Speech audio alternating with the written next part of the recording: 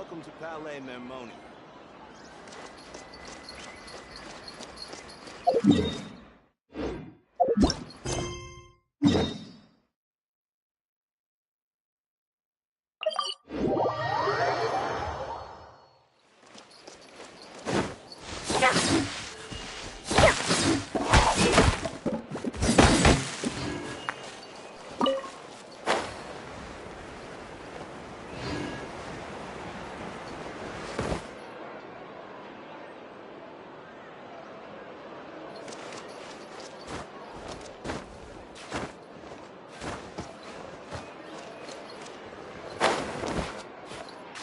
Yep.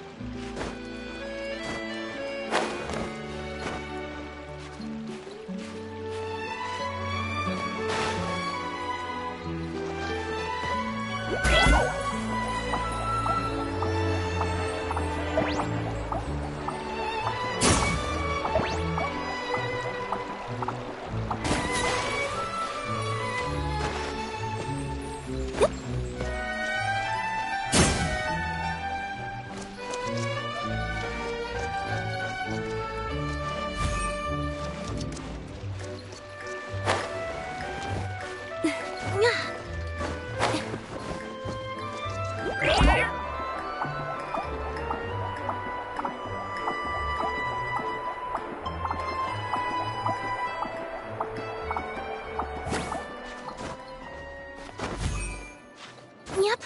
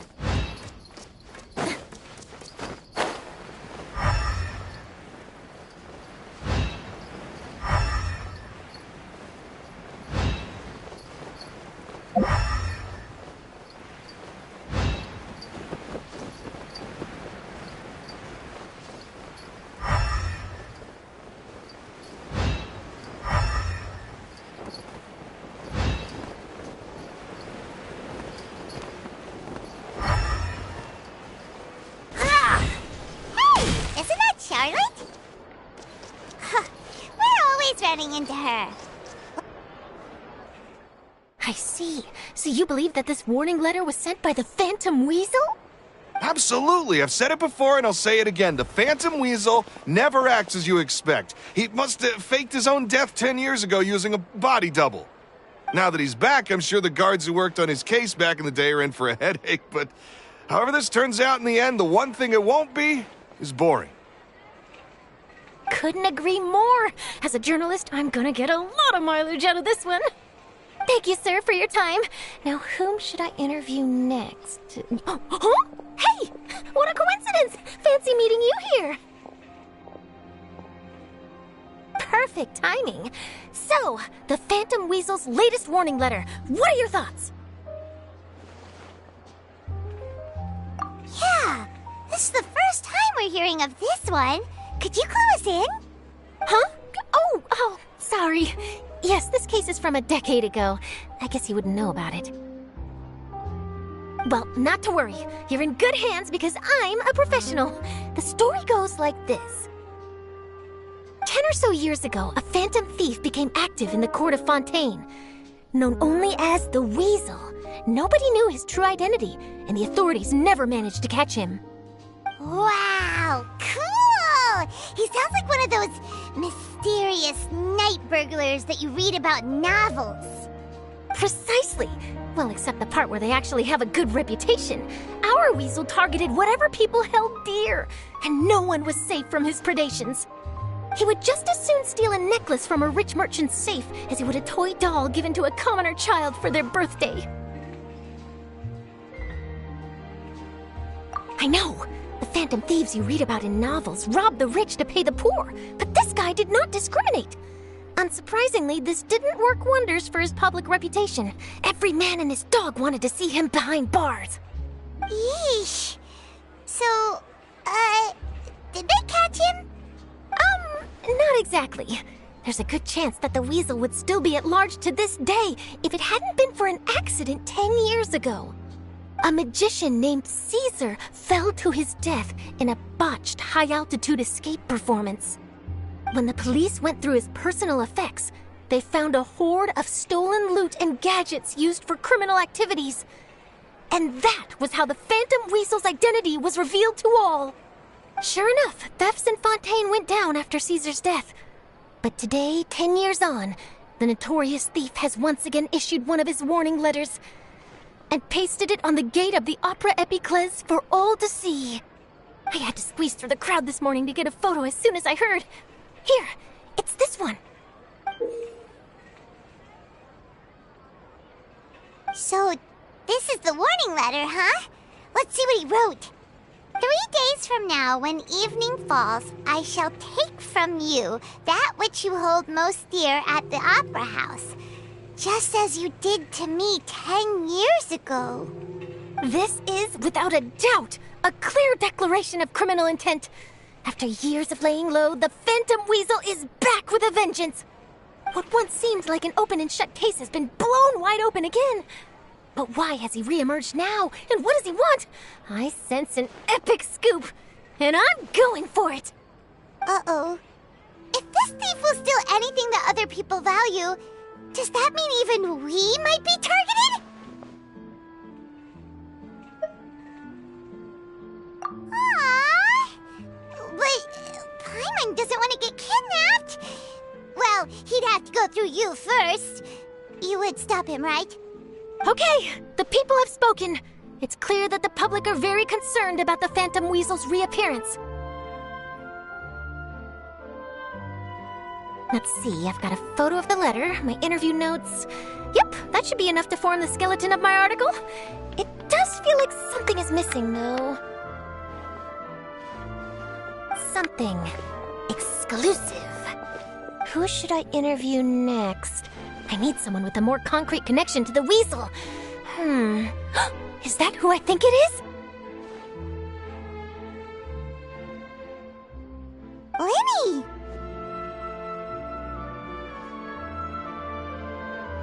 Magic, magician, Caesar! The Phantom Weasel! That's it! Let's go interview Lyney! You see, the original Phantom Thief Caesar was a magician too. And what do Phantom Thieves and magicians have in common? They both have an air of mystery about them. Perhaps there's a connection there. Are you serious? What sort of a deduction is that? Oh, relax. My journalistic instinct tells me that an exclusive news story is beckoning. Let's go. No time for delay.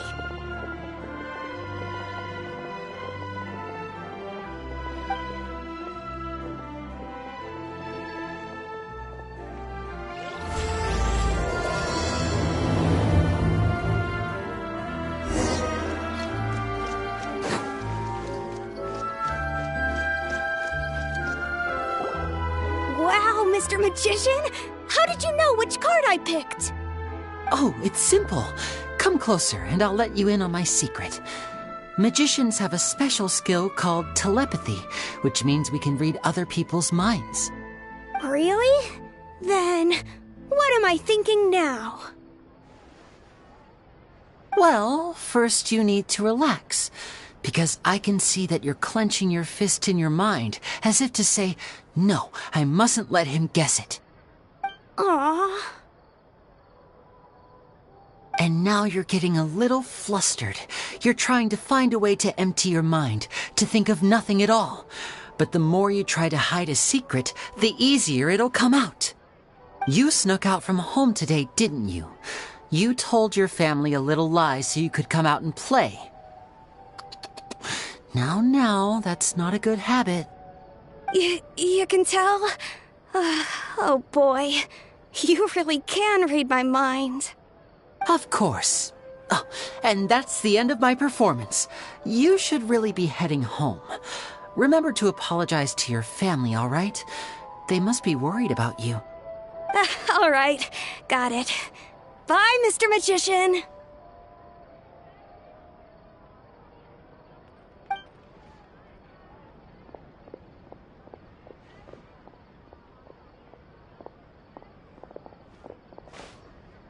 Hey, Lyney? Why, hello. We meet again. Are you looking for me? What's the situation? Well, why don't you guess, Mr. Telepathic? Oh, please. You didn't believe that spiel, did you? The power of telepathy is quite beyond me. I'm sure that child would beg to differ. Seemed like you were right on the money. That was nothing more than a little trickery. I made an educated guess based on his micro-expressions. That, plus the fact that he was the only kid here without his parents, and he looked as guilty as sin. He made it easy for me. You guys, on the other hand... Let me guess. Don't tell me you're here for the Phantom Weasel, are you? Wow, got it in one!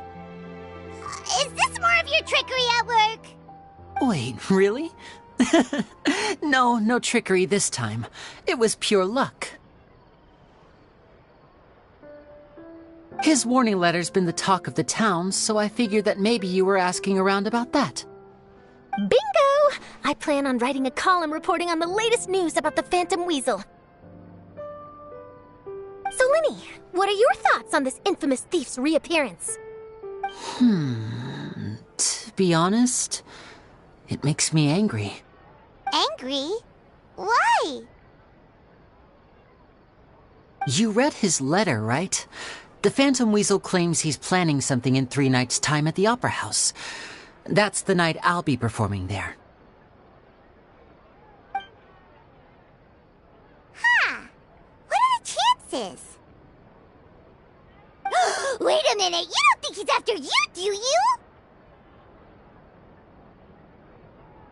Well, if he is, then his warning is clearly a direct challenge to me personally. And if he's not, then it's still going to be a huge headache for me. The mere mention of the Weasel's name is enough to scare people off. So once the contents of that letter get out, barely anyone will be showing up to watch my show. But I've been preparing for this for a long time. I'm not about to let him ruin my big day. This leaves me with only one choice. I have to expose the Phantom Weasel's identity before the show begins. Really? So what you're saying is, we might get to see a live duel between a famous magician and an infamous thief? Wow, this has exclusive written all over it! To be honest, I'm not sure if I'll emerge the victor. The Phantom Weasel is a notorious crook, infamous for his inscrutable methods. You're being far too modest, Lyney. I think your magic tricks are even more inscrutable than those of a thief. Thanks for the compliment, though I have to say I don't care much for the comparison. A lot of people liken magicians to thieves because we both have the ability to make things disappear without the person noticing. But there's an important difference that these people overlook. Allow me to demonstrate with a quick magic trick. Here, I have a flower, just an ordinary flower that was picked not long ago. Watch it carefully now. 3, 2, 1. It's gone! That's the question. Where did it go? Therein lies the difference between us. Thieves make precious things disappear, but only magicians make them reappear. If I could now invite you all to check your clothes, there might be a surprise in there somewhere.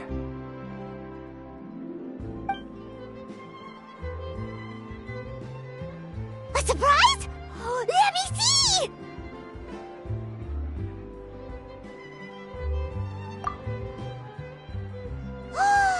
It's right there! But how? You haven't moved this whole time! What an outstanding trick! Sorry, Lyney, it seems that my previous praise was woefully inadequate. Clearly, magic is the superior art form to theft. Don't worry, I didn't take offense. I just wanted to take the opportunity to perhaps change some of the preconceived notions you might have about magicians. Since Caesar's death, a lot of people associate magicians with criminality. It can be quite frustrating. I can imagine. Coming back to your trick just now, might I presume that you are well versed in floral symbolism? For example, magicians often use rainbow roses in their flower-related performances to represent passion and romantic encounters. But you used a Lumidu spell, which, if I'm not mistaken, allude to separations. I'm curious to know if there was any deeper meaning behind this choice? Impressive knowledge. It's no wonder you're such a successful journalist. But I'm afraid I don't know the first thing about floral symbolism. I'm just in the habit of using Lumidu spells in my magic. It sounds like something I should look into, though. I'll buy myself a copy of Fontaine's Floral Language Facts when I have some time. But it'll have to wait until this Phantom Weasel business is behind us. Well noted. In that case, this brings us to the end of our interview. I, for one, am looking forward to the final showdown between you and the thief. Please feel free to get in touch to update me on any further developments. Otherwise, I will of course see you at your show in 3 days' time, but let's hope the Phantom Weasel is caught by then. If there's nothing else, I'll be off. You've given me lots to work with here, and I've got no time to lose if I want to write that exclusive piece. I'll see you all later.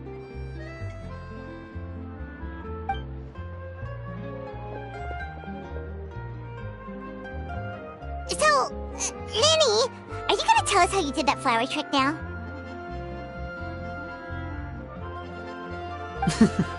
I'm afraid that's my little secret. Aww. Well, magicians are entitled to their secrets. But Paimon's really itching to know how it's done. You feel it too, right? So itchy!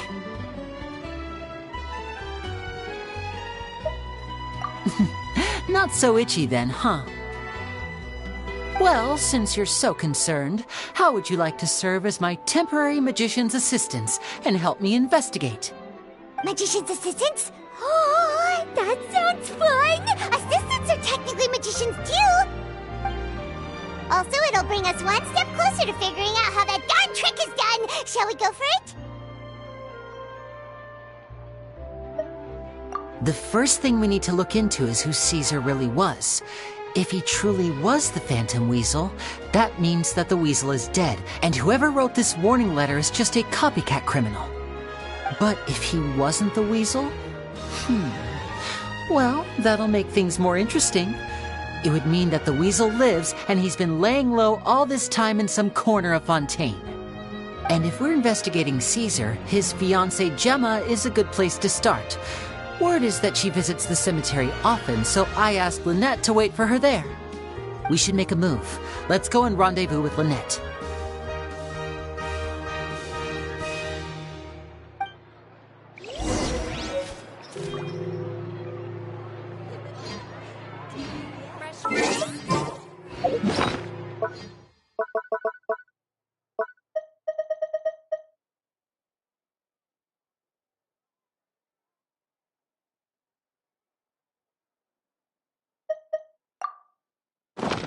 Let me see. Okay,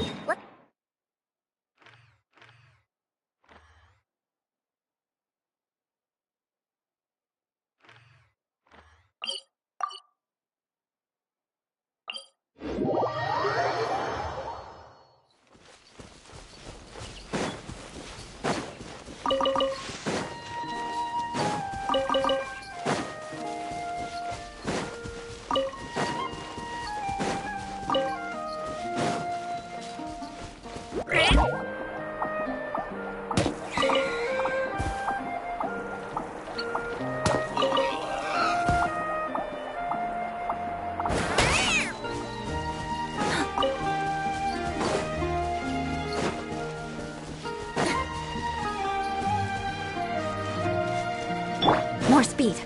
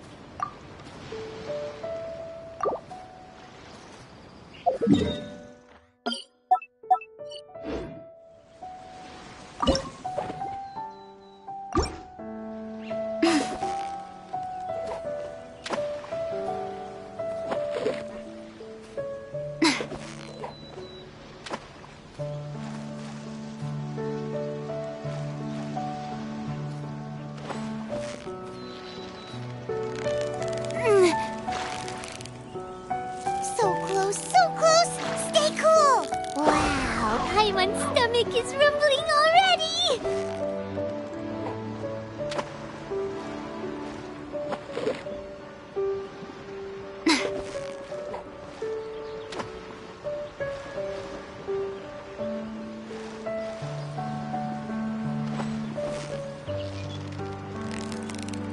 Yeah! You nearly got him! Wow, Paimon's stomach is rumbling already!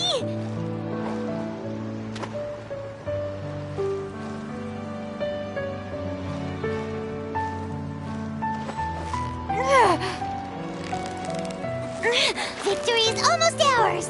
What is it? What is it? Is it another Paimon?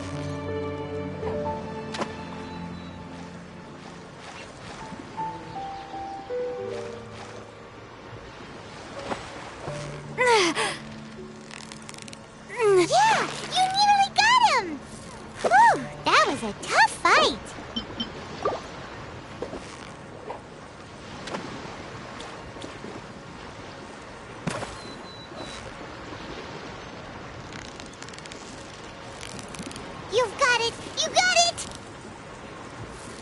Whew, that was a tough fight.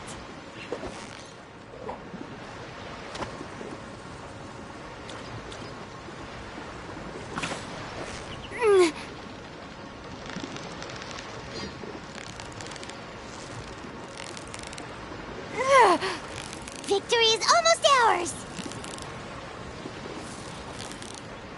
Paimon thinks you've earned yourself a new title! Favonius Fish-Catching Extraordinaire!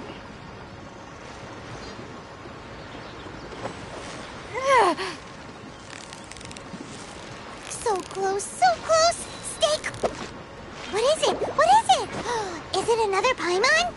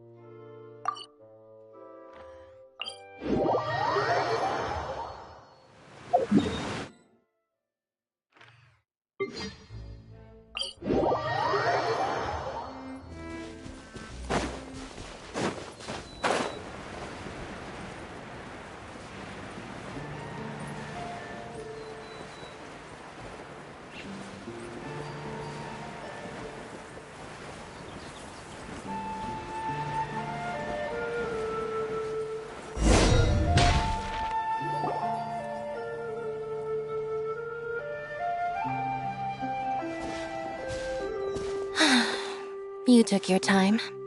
Sorry, I bumped into the Traveler and Charlotte en route, and we ended up chatting for a while.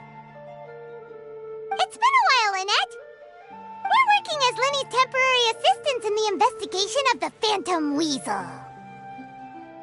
Thank you. It's good to have you helping.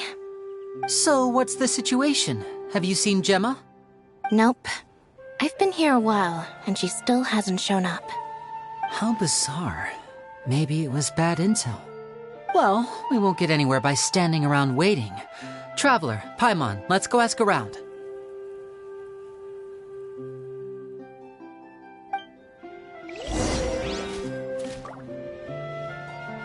I'll wait for you here and see if Gemma shows up.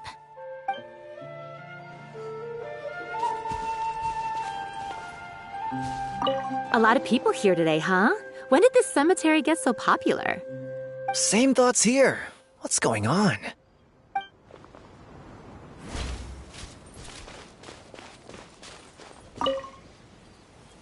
Excuse me, good sir. Do you by any chance know a Gemma? Gemma? You mean Caesar's fiancée? Sure I do. What's this about? I'm just trying to get a hold of her because I need her help with something. I heard she comes here a lot. Yeah, she does. Poor thing. It's no secret why, either. She's heartsick. Ever since Caesar passed away, she's been coming here once every week to clean his grave. Often, she just sits there in front of his headstone, lost in thought. Sometimes she talks to herself. I asked her what she was doing once. She said she wanted to speak to him again. She knows he's gone and can't hear her from the grave, but she just likes to spend time there, telling her fiancé all about how her life is going. And she's been doing this ever since Caesar passed away? Oh, so 10 years.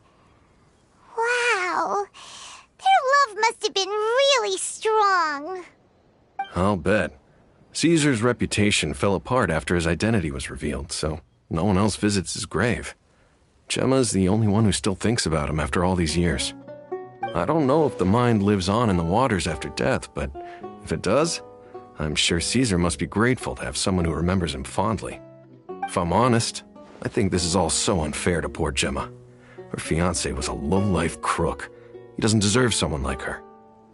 Anyway, all of that said, she's running later than usual today. Normally, she'd be sitting in front of his grave by now. I wonder if she's okay. Well, that's everything I know, I'm afraid. You might have more luck asking some other people. All right, well, thanks for sharing all of this with us. We'll keep asking around. You're welcome. I just hope she'll be able to move on one day.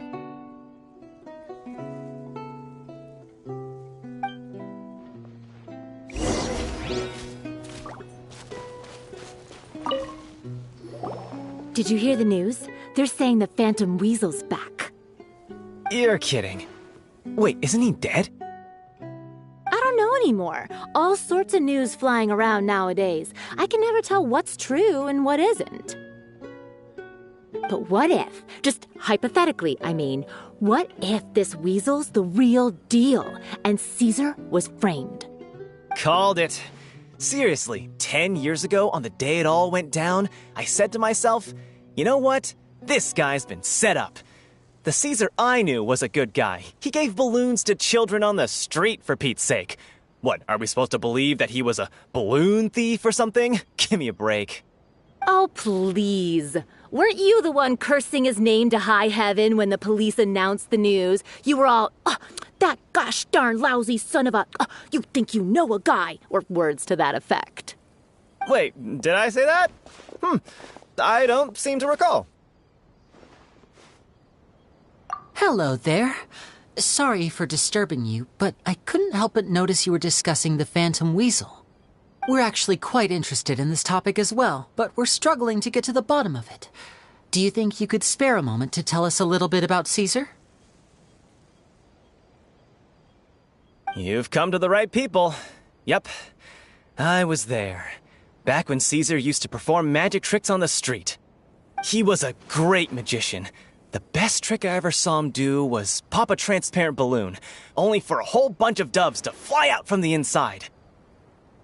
I was right up close and didn't blink or look away once. But for the life of me, I still don't have the faintest clue how he pulled it off. Really incredible stuff. I saw him perform too. He always used to bring some gifts along for the kids who came to watch his show, and he'd hand them out after he was done. Sometimes he even got the kids to write their wishes down, and then he'd make the items on the wish list appear in his next show. Huh.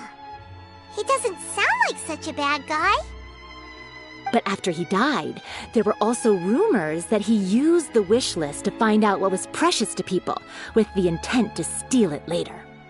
As I'm sure you know, the Phantom Weasel would steal just about anything from anyone.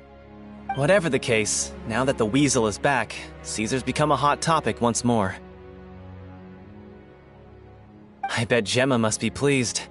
If Caesar's name gets cleared, maybe it'll finally give her some solace after all this time. Oh, speak of the devil. That's her over there. If you've got any more questions about Caesar, she's definitely the one to ask.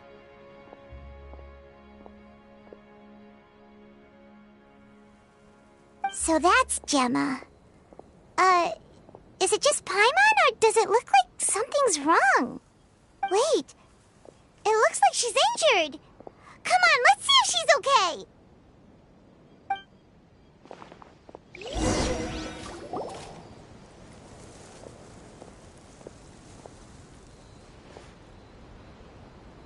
Hi there. You're Gemma, right?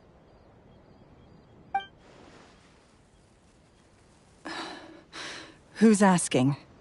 Don't be afraid, we mean no harm. It looks like you're injured. How bad is it? Thanks for your concern, but you didn't answer my question. Who are you, and what do you want with me? My name is Lyney, and this is my sister Lynette. My name's Paimon, and this here's the Traveler. We're investigating the Phantom Weasel. The Weasel posted a warning letter this morning. If he still lives, that means that Caesar was falsely accused. You knew Caesar better than anyone else. So if you're willing, we'd love to hear what you think about all this. I promise you can trust us. We won't hurt you. In fact, we'll do all we can to keep you safe. I never believed that he was the Weasel. Huh. I suspected as much. Okay, so going back 10 years, do you remember anything strange in the weeks leading up to the accident? Did Caesar have a falling out with anyone, for instance? No, not that I know of. Got it. All right, sorry for disturbing you. If If you don't have any more questions, please leave. I want to be alone with him.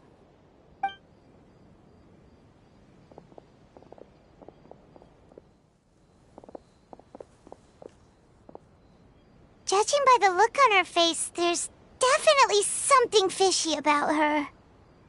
She's lying. She definitely knows something.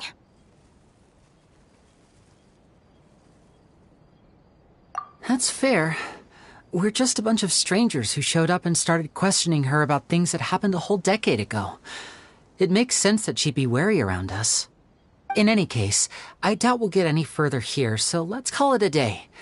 Meet me outside Hotel de Boer tomorrow, and then we'll start the next step of our plan.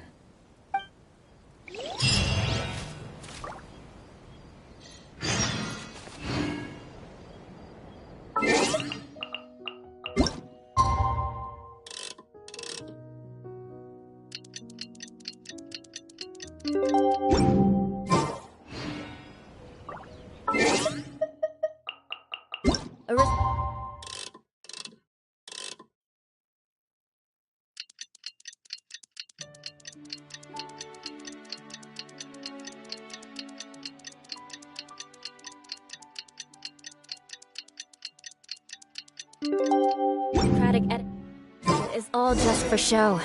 Just smile and nod along. I was forced to learn all of the rules by heart, but even I don't take them that seriously.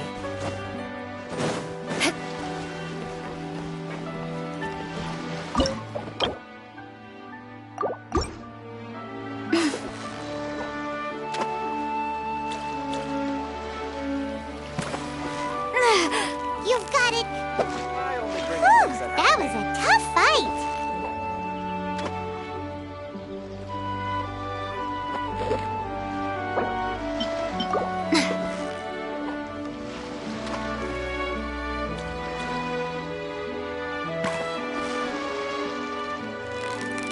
Steady now! It's the final... Wow, Paimon's stomach is rumbling already!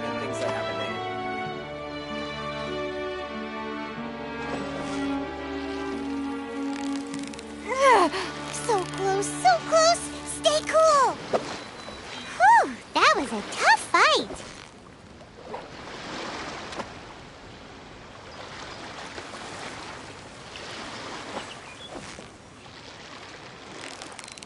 Victory is almost ours! Wow, Paimon's stomach is rumbling already! I only bring in things that have a name.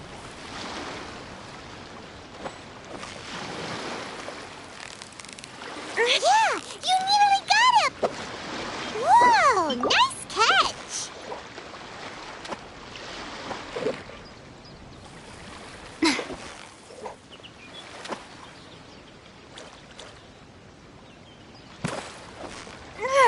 So close. What is it? What is it? Is it another I only Paimon? bring in things that have a name.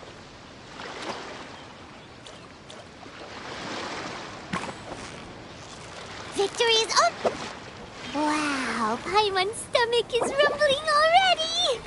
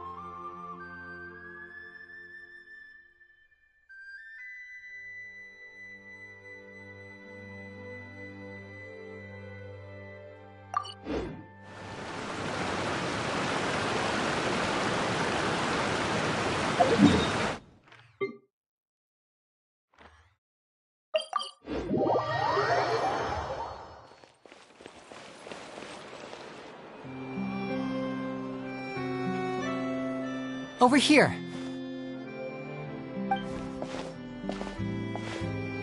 Lynette's not joining us today? I've had her follow Gemma and see if we can make any inroads with her. They should be at a cafe right now. Still, I don't think that Gemma's likely to open up to us. Today, we'll be looking into a guy named Lorenzo, Caesar's former pupil and assistant. When Caesar passed away, all the stolen goods discovered in his home were confiscated and returned to their rightful owners. But Lorenzo was the only one privy to all his magic secrets, and he inherited his craft. Before long, Lorenzo was the next big magician in town, his fame surpassing even that of his master, and it made him very wealthy.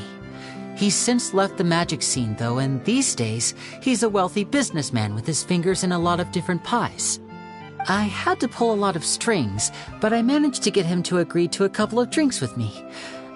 Be warned, though, I hear he's got a hair-triggered temper. We'd best be careful.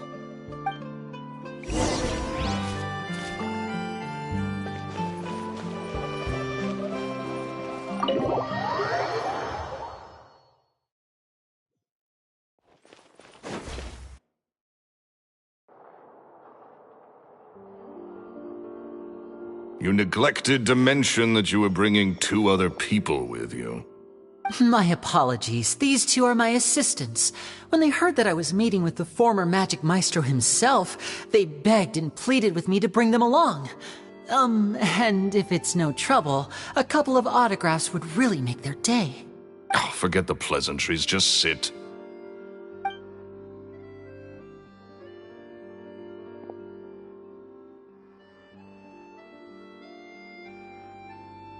Get a load of this guy. Forget the pleasantries, he says, but he looks pretty happy about Lyney stroking his ego. I only agreed to meet since we're both magicians. Do me a favor and cut to the chase. I have more important things to do than drinking. Much obliged, sir. As it happens, the matter I want to address is also related to magic.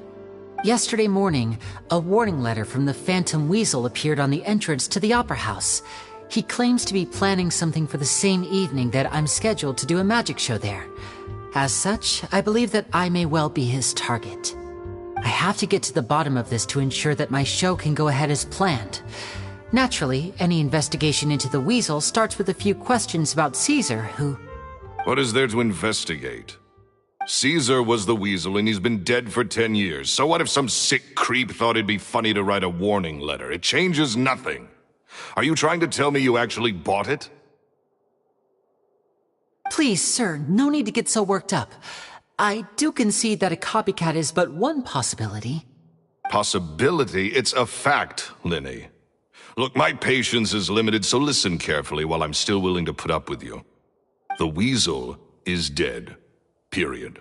Everyone knows that, so do yourself a favor and quit this investigation. It'll lead you nowhere.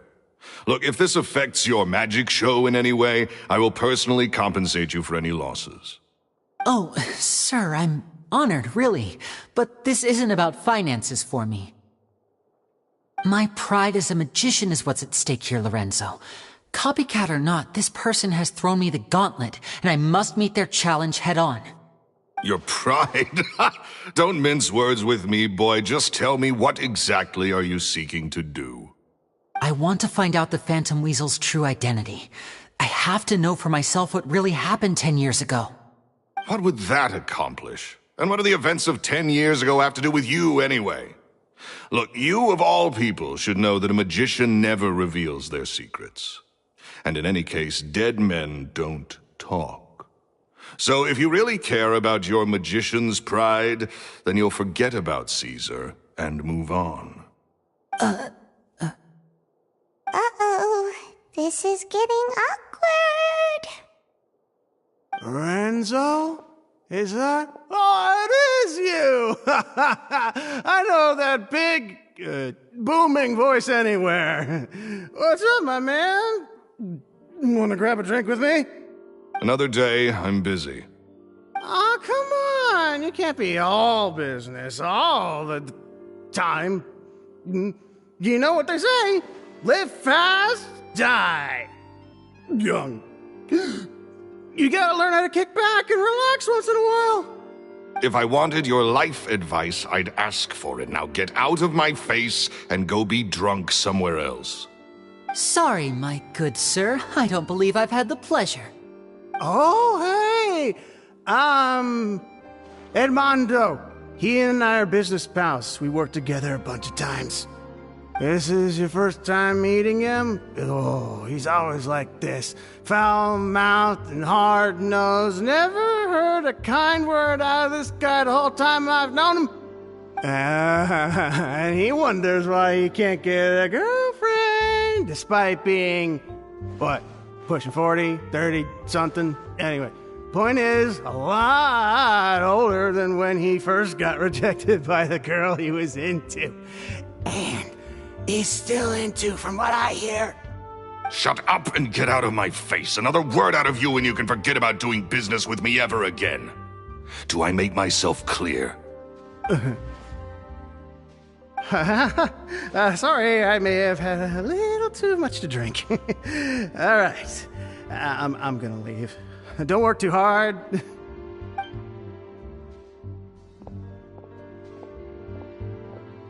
I think it's high time I made a move as well. If you really want to investigate this, Lyney, be my guest.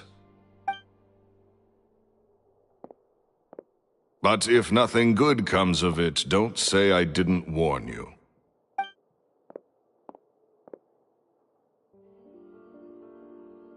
Well, that fell to pieces in a rather spectacular fashion. Any thoughts?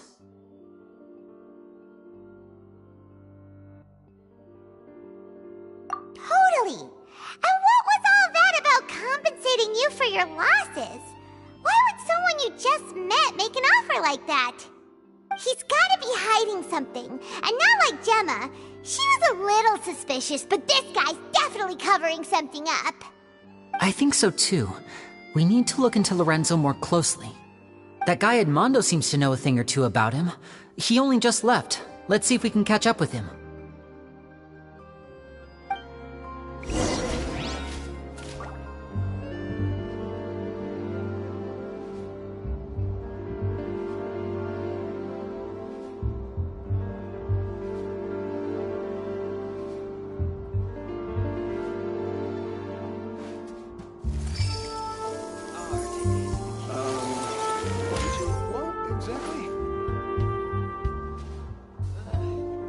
Forget about me.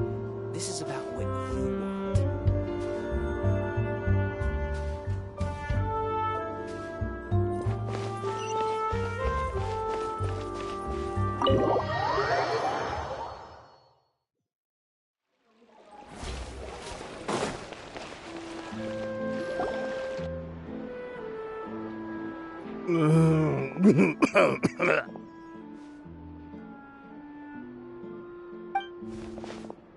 You okay there? Who are you? Oh, it's you guys. Don't worry about me. I must have had one too many. I just need to ride it out. I said way too much back there, didn't I? Yeah, I nearly talked myself into complete financial ruin. Note to self, no more drunken chats when Lorenzo's around. So, he was serious about threatening to cut you off? Paimon knew he was a bad egg! Hey! Just keep your voice down. Don't go prying into Lorenzo's personal affairs. Bad things happen to people who ask too many questions. Or make an enemy out of him. What kind of bad things? Don't even ask. I'm sorry. I'm gonna have to cut this conversation short. I'm not crossing that line again. And take it from me, trouble with Lorenzo is one thing you don't need in your life. You saw him flare up back there. I don't know what you said to him, but clearly it touched a nerve. That's not a good sign. You're too young for this. Don't get in over your head. I'm leaving.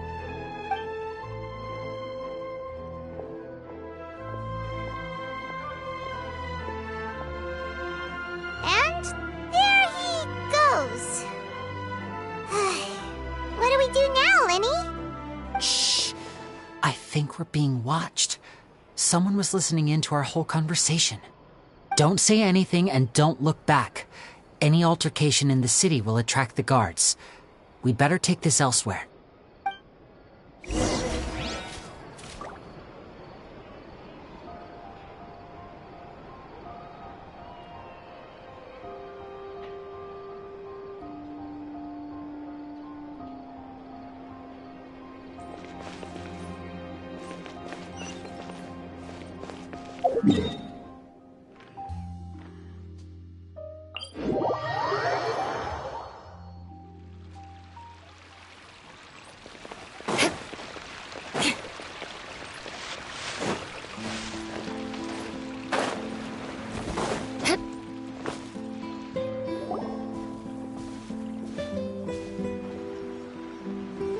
You followed us a long way.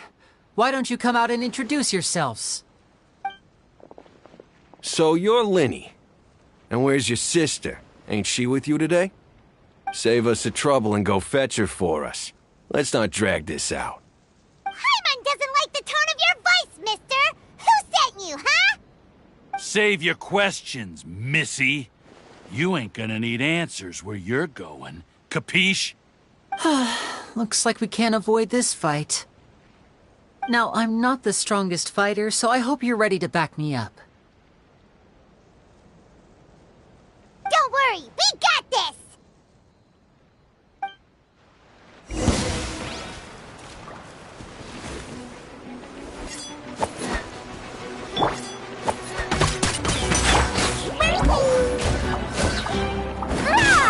Right now, right here, right now.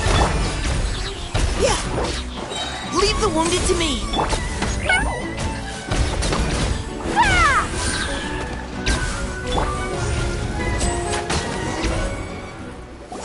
Curses. They're tougher than we thought. Come on, let's scram! Hey, wise guys! We ain't through with you yet! Oh, they got away! Did you catch what they said just before they left? Something about intimidating someone else. Sounds like they just wanted to rough us up as a scare tactic, and they've already done it to someone else, but who? You're right. She was injured when we saw her yesterday, and she acted like she had something to hide. Maybe she was too scared to tell us the truth because those guys had threatened her. Well, if that's the case, she should be more willing to open up to us once she learns that those thugs won't be bothering her anymore. Let's head back to the cafe and see if we can get any information from her.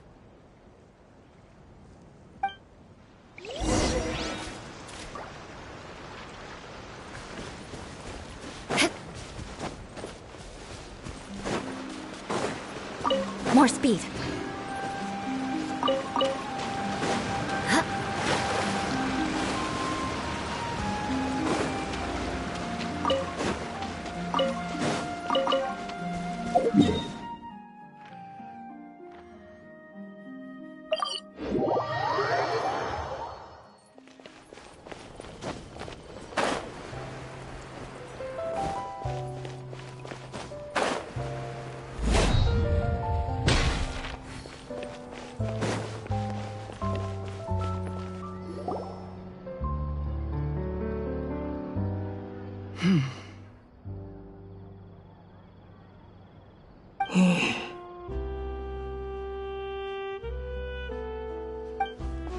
Gemma?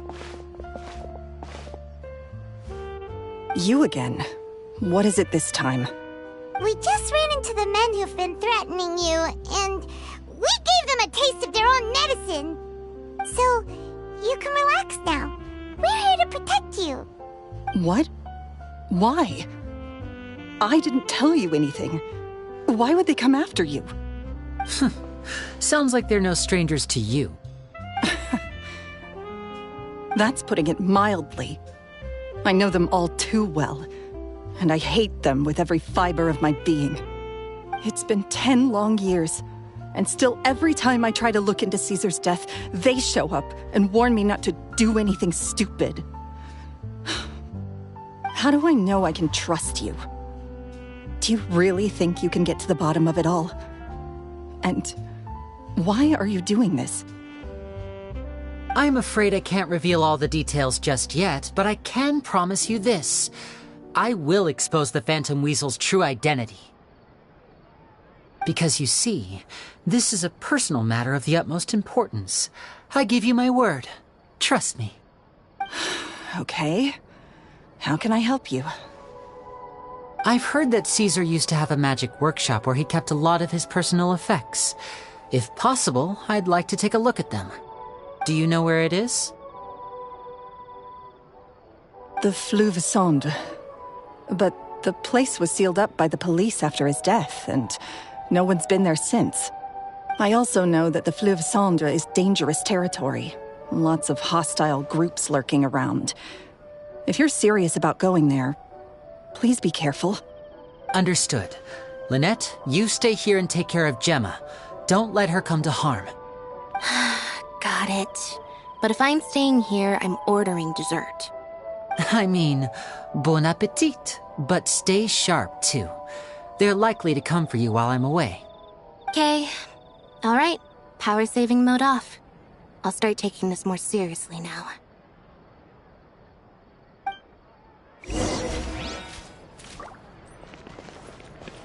With me here, nothing will happen. Whatever you do, please be careful. If anything happens to you because you're investigating Caesar, I'll never be able to forgive myself. The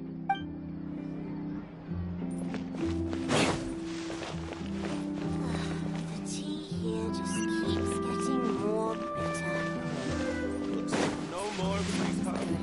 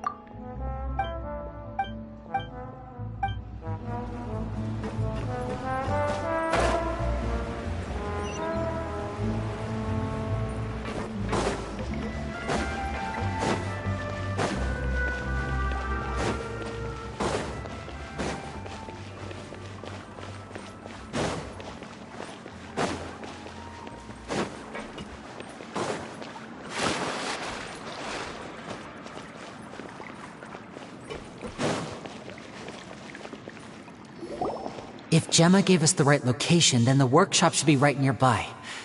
Huh. Looks like these boxes are blocking the entrance. Let's shift them away first. There we go. It should be just down here.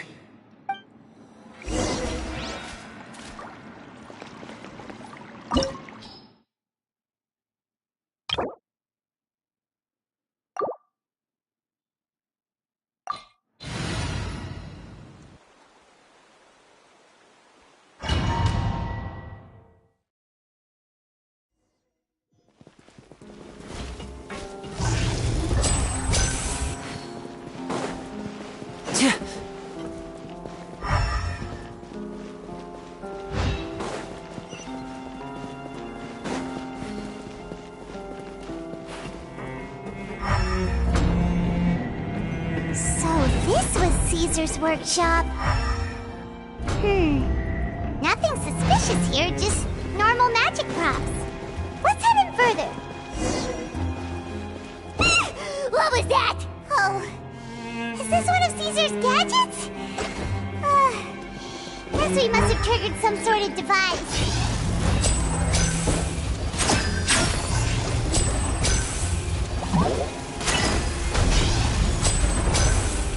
And voila!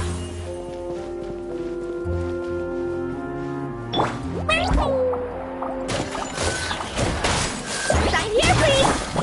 Emerge, right now. Precision strike!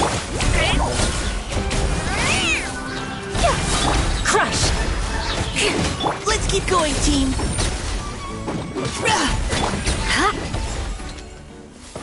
Whoa. Look. The doll in the box is glowing.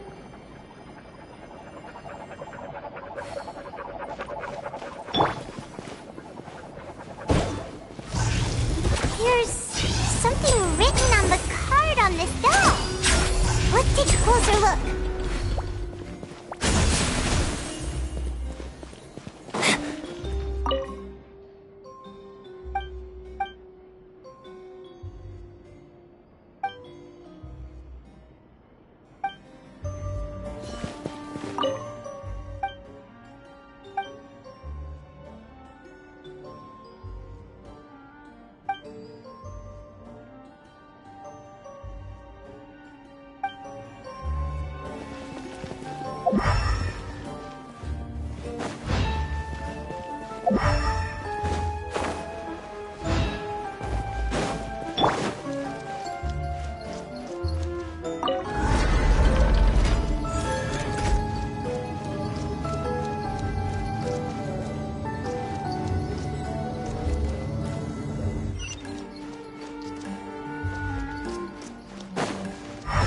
Looks like we've reached the end of this route.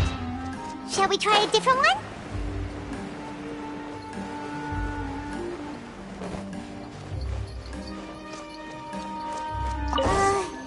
These magic boxes are moving. What do we do? One of them looks different from the rest. Let's investigate.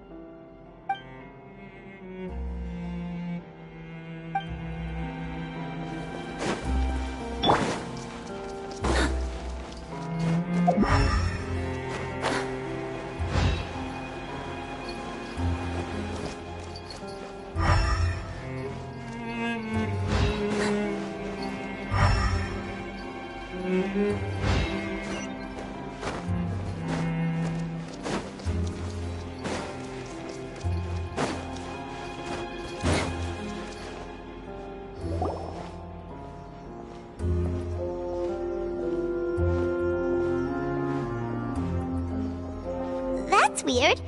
Have we reached the end already? There's nothing here. Maybe this was a wasted trip. This place seems a little too ordinary for a magician's workshop. There's a distinct lack of mystery. We've triggered quite a few devices on the way here. I'm starting to wonder whether Caesar built this whole place as one big, elaborate magic contraption. If so, then there must be more to this place than meets the eye. Maybe a hidden room somewhere. Aha! If I just move this book, then hopefully... and... presto! A secret passageway! How did you know? I'm a magician too, and apparently great minds really do think alike. Looks pretty big inside. Let's head in and take a look around.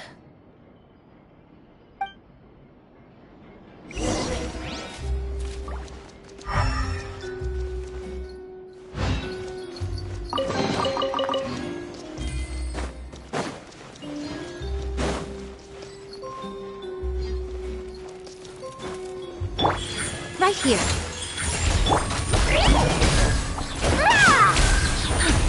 Press delivery!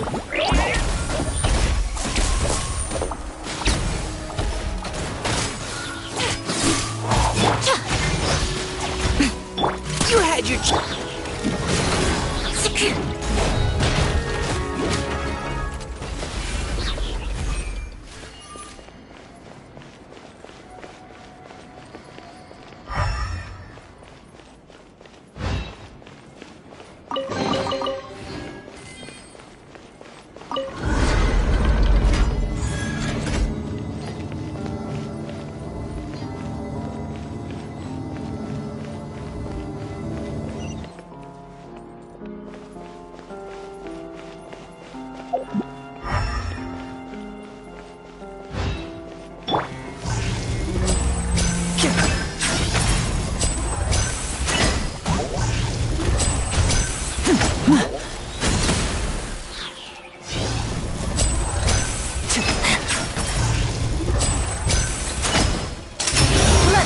Show on the road!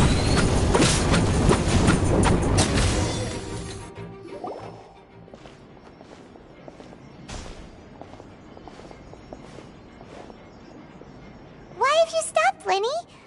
Is there some device in that box? Huh. It just looks familiar somehow. Let me check this out for a second while you guys go on ahead. If anyone makes a major discovery, let's rendezvous here. All right, see you in a bit.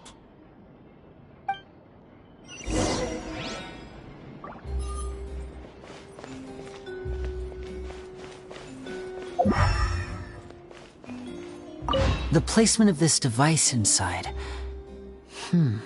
If I remember correctly...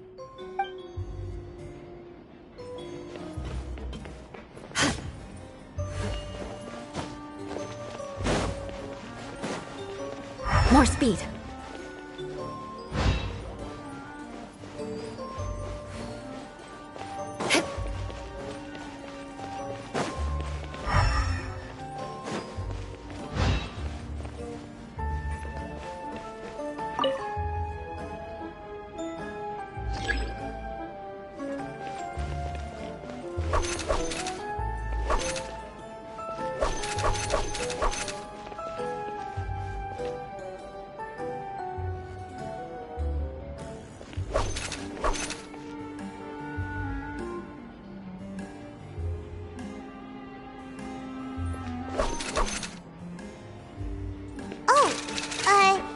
Seems like we can't step on the same tile twice. Guess we've got to finish it in one run, huh?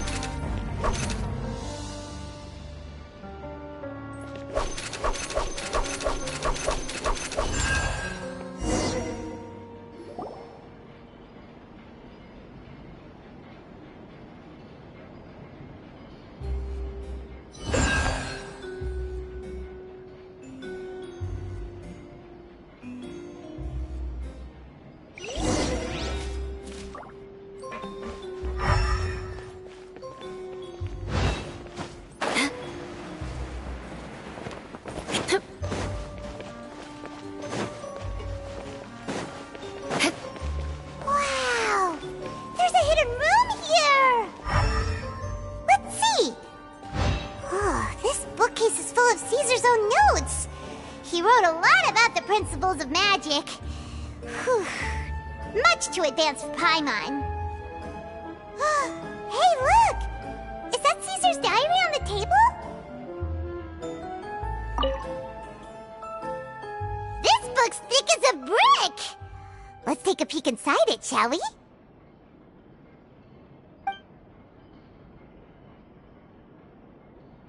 At one of my shows a few days ago, a child asked me how I pulled candy out of my hat. As a joke, I told the kid that the hat has a built-in wish-granting machine. Next thing I know, today a whole bunch of kids were pestering me to pull all sorts of things out of the hat. So I told them another white lie. The machine needs time to power up, but in the meantime, you can write your wishes down. Well, they took me up on that offer, enthusiastically. As I write this, I've only just got back from running around all over town, buying the things they wanted. Boy, are my legs sore. I wound up saving very little this month, but that's not a major issue. I now have a bigger problem.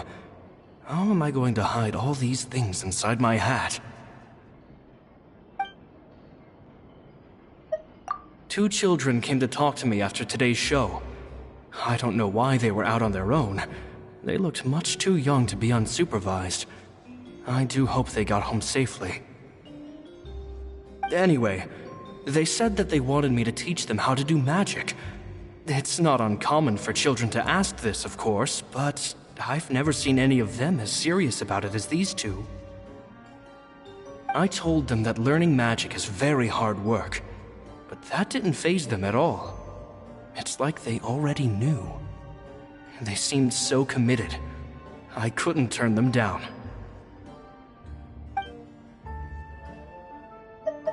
It seems like something's bothering Lorenzo lately, but he won't open up to me about it. Surely he's not upset that I agreed to teach those two children. I'll have to talk him around. I have a good feeling about those kids. They're naturally talented, and it seems like they're not new to the world of magic.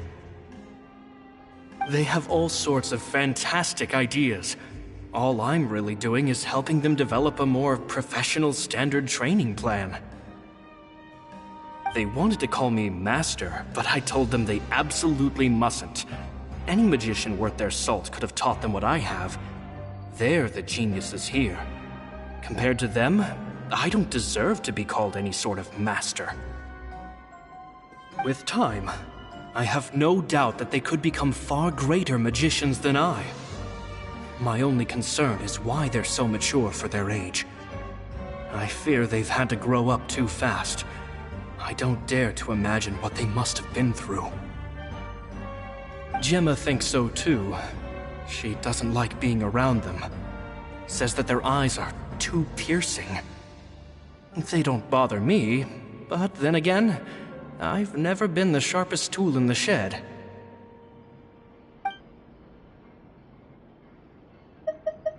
It's nearly time for me to go on tour. I asked the two kids if they'd like to come with me, but they shook their heads.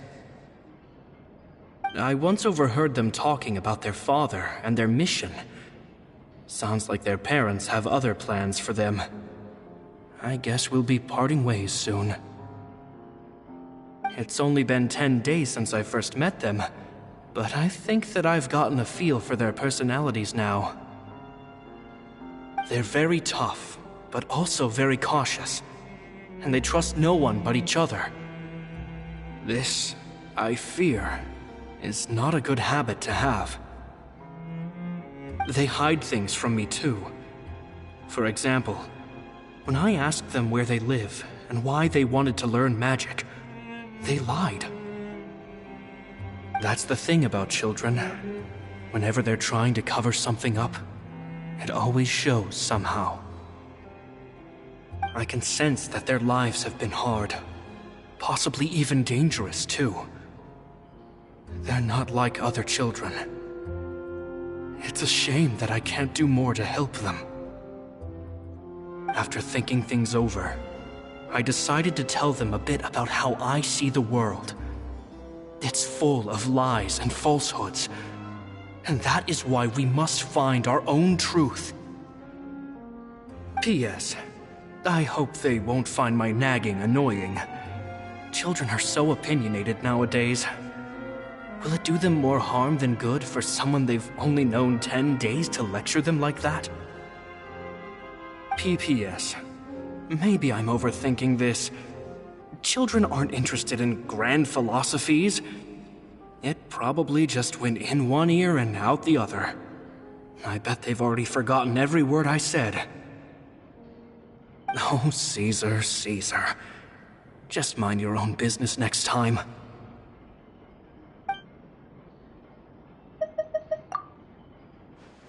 Two magic geniuses with a father and a mission, huh?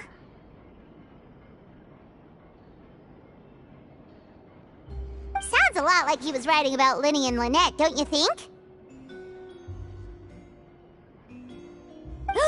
So did they meet Caesar when they were kids? Let's go ask Lyney!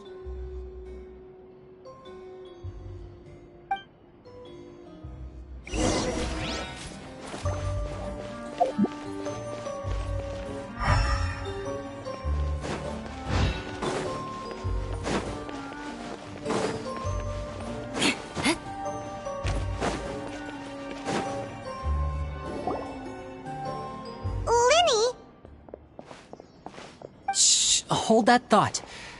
As I expected, there's a lot of fishy things going on in this place. Fishy? Uh-oh, what have you found? All in good time. Before we go over our new leads, I want to tell you how a high-altitude escape is performed. First, the magician slots themselves into a magic box in full view of the audience. The box is then suspended high in the air, and a short while later, the base automatically opens. At this point, a dummy will fall out of the box, but it looks real enough to grab the audience's attention, and they start wailing and screaming. Meanwhile, the real magician, who has by now blended into the crowd, waits for a good moment to make their appearance and put on a hysterical performance. Oh no! Is that me? Did I just fall to my death? Very vivid description. Paimon can really picture it. And then what? The audience's gaze then turns to the magician, and by the time they realize what's happened, the dummy has vanished, as if everything that just happened was some sort of shared illusion. Of course, that's just how I think the process should work, theoretically speaking. The inventor of this trick never performed it successfully. When the box opened, Caesar was the one who fell out, and not the dummy.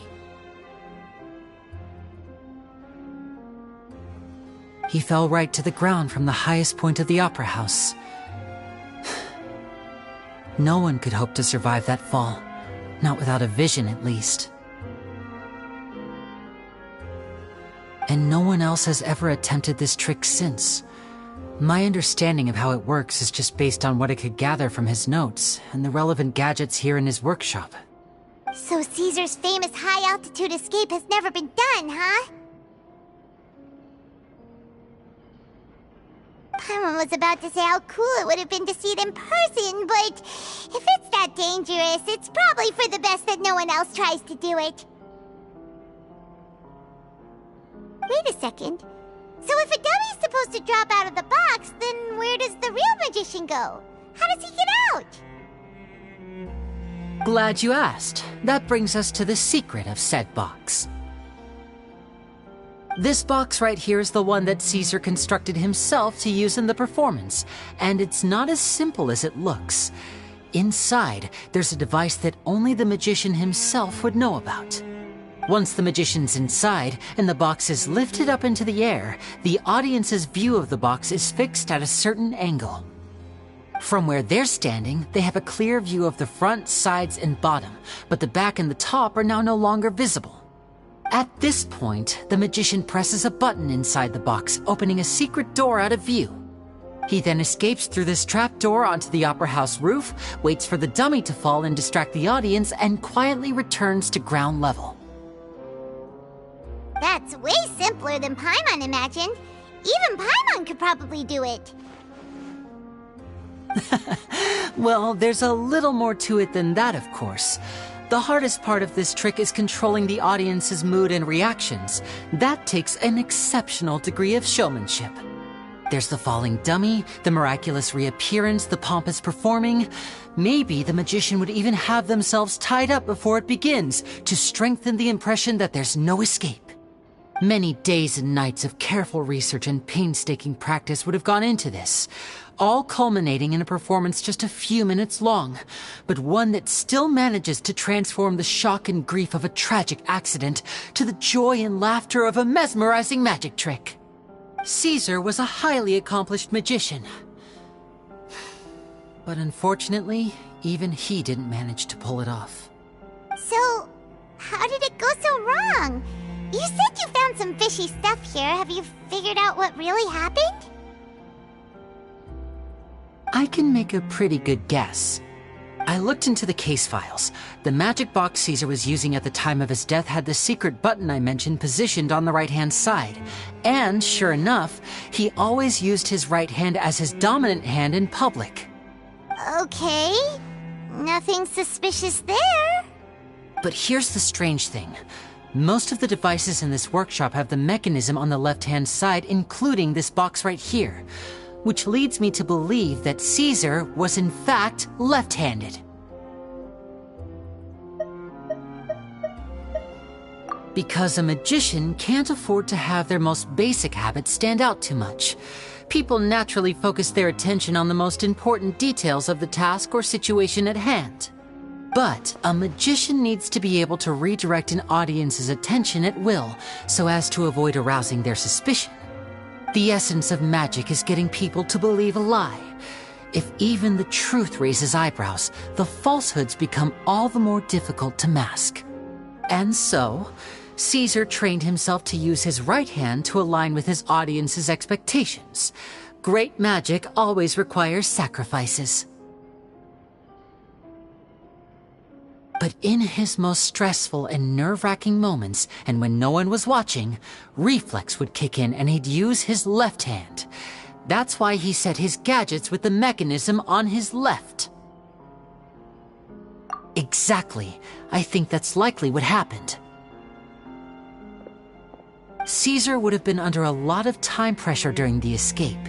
He'd have had mere seconds to open the hidden compartment, retrieve the dummy, then open the secret door and make a swift escape.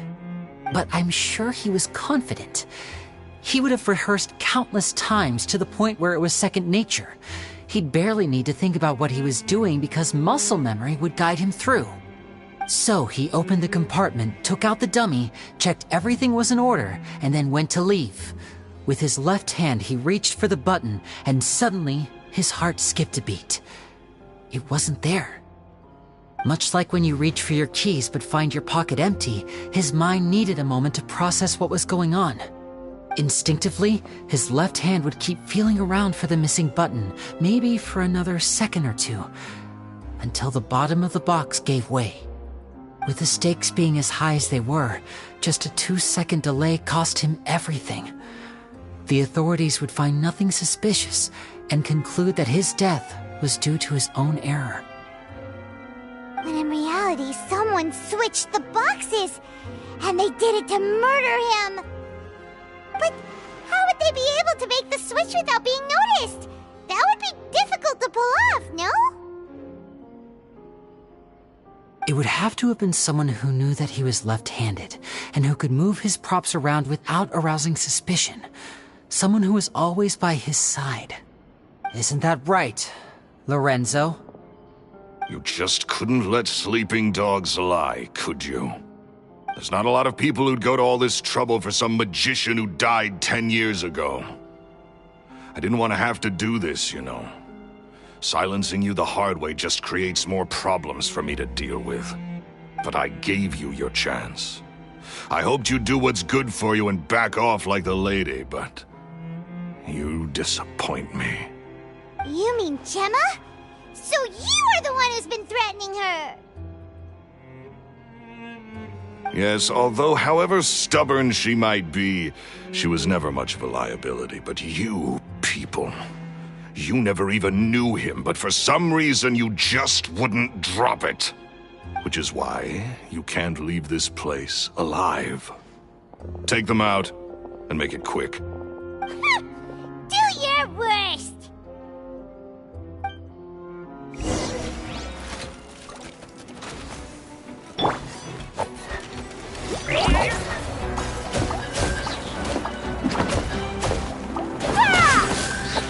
Here, please!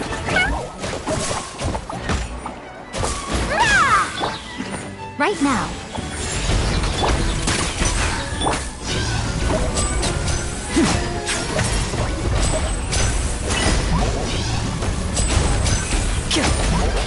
And voila!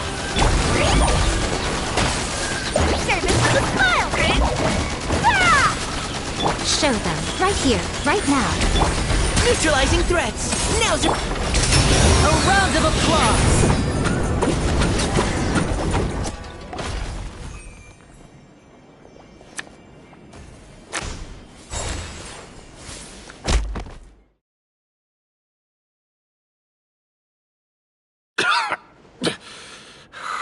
You kids are tougher than you look. Had enough yet, Lorenzo? Your cronies can't help you now. I think it's high time you started talking, and what I'd really like to know is, why did you murder Caesar? If I had a Mora for every time you said that man's name. Of course you idolized Caesar, everyone else did. But I was the real genius magician. Me! He was just an amateur who did cheap tricks for gullible children. I was the one who made magic into the fine art it is today. The aristocrats doffed their hats to me! So it was jealousy. Jealousy. Hatred, more like. I hated Caesar. All he cared about was his magic. He lived and breathed it.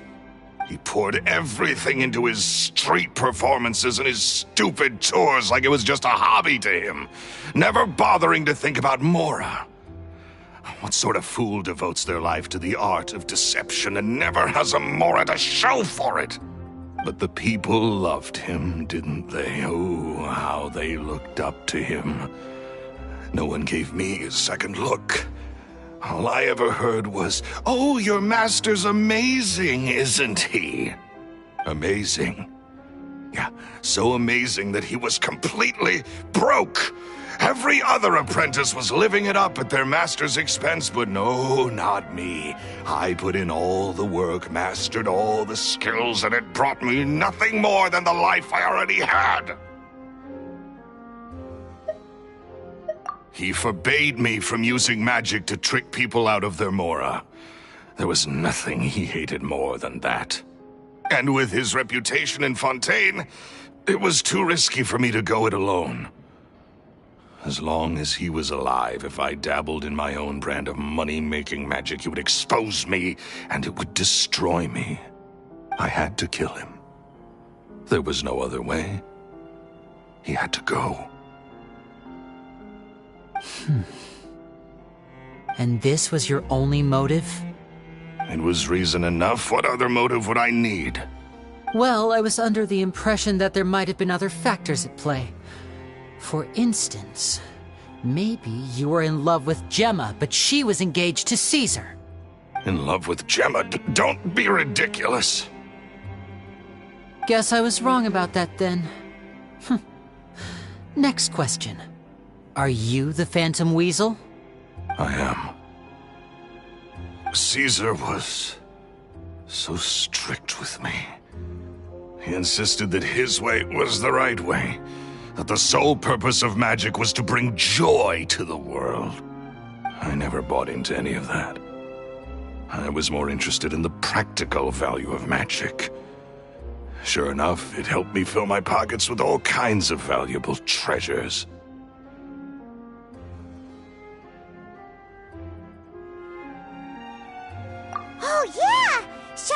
us that the weasel would steal whatever people valued, no matter how much it was worth. That's just how it looked from the outside. What would any thief want with second-rate loot? I've only ever targeted high-value items. I stole cheap things as a way of practicing my craft. It was other people's overactive imaginations that conjured up the preposterous image they then dubbed the Phantom Weasel. So, that's the story, huh?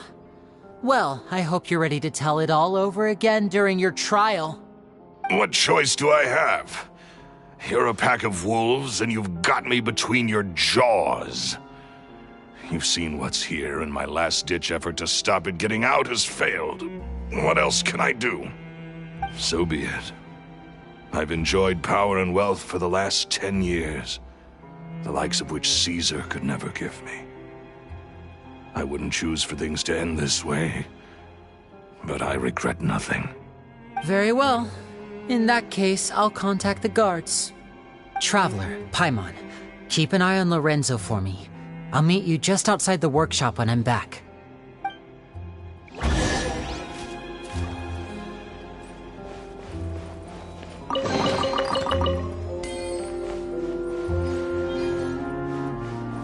At least I can finally stop looking over my shoulder now.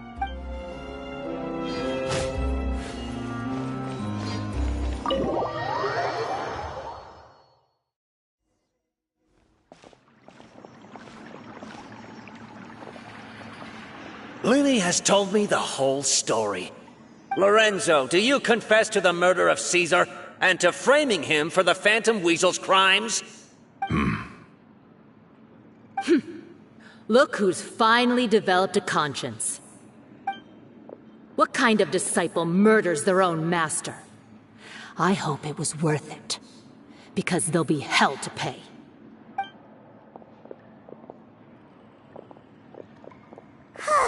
Looks like it's all over. What should we do next, Lyney? Should we start preparing for your show? Let me think. Let's rendezvous with Lynette and Gemma first. With Lorenzo in custody, Gemma will no longer have to fear for her safety.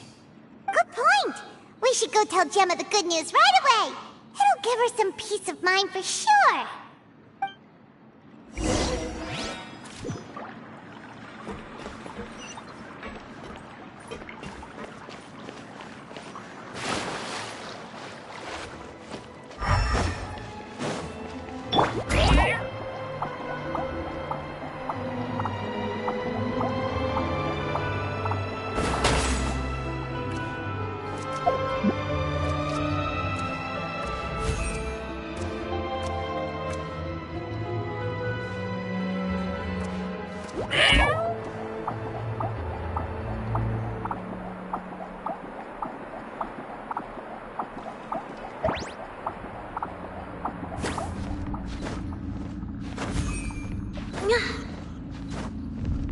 Yep.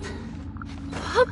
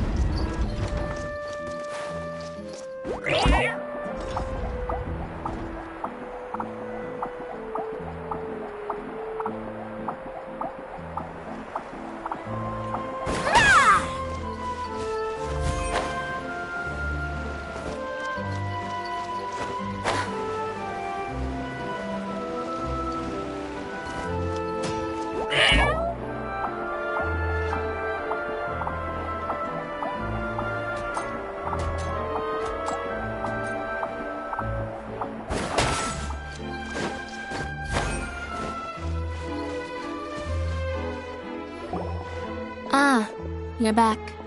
You were so quick. I've only just finished my third dessert. Your third? Lynette, come on, we've talked about this. Everything in moderation. You're not gonna have any room left for dinner now.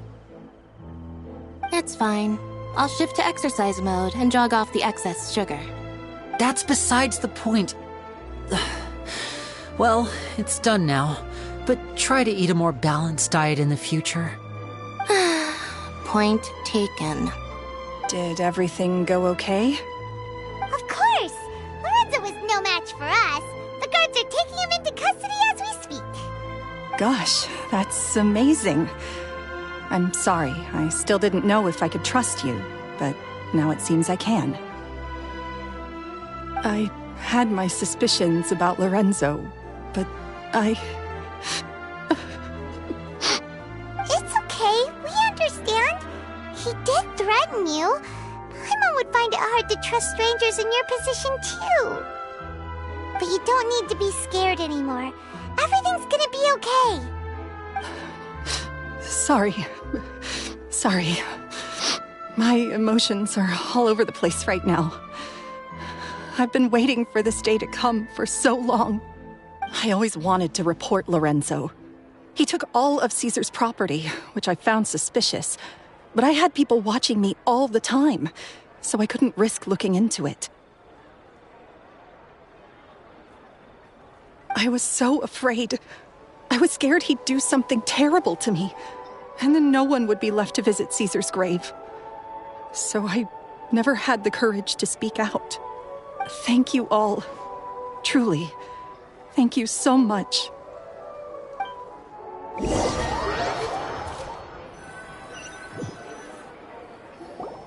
Thank you all for clearing Caesar's name. I never would have guessed that Lorenzo was the real Phantom Weasel. He never showed any signs that there were problems between him and Caesar in public. From the outside, it looked like they got along great. And to think that lowlife's been living life to the fullest all this time, while Caesar's name was getting dragged through the mud, is a travesty. At least his soul can finally rest in peace now, thanks to your efforts.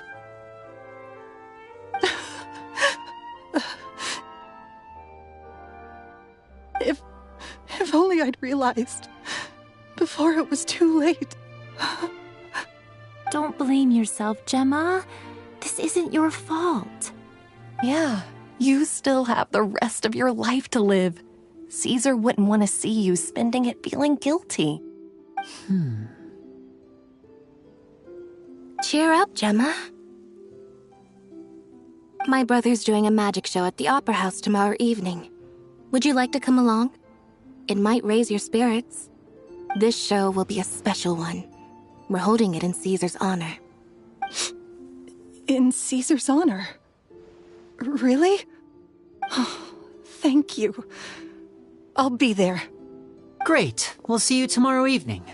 Traveler, Paimon, don't be late. Don't worry, we'll be there. No way are we gonna miss out on a free magic show. Wait, Paimon feels like we're forgetting something. Oh yeah, Caesar's diary! We never found out if the two kids Caesar taught magic to were Lyney and Lynette or not. Lyney changed the topic back in the workshop, so we didn't get a chance to bring it up. Oh well, guess we'll just have to ask Lyney tomorrow evening.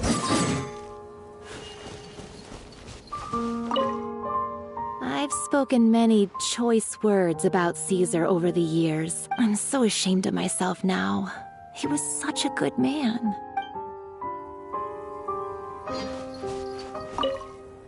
I can't believe Lorenzo was intimidating Gemma all this time.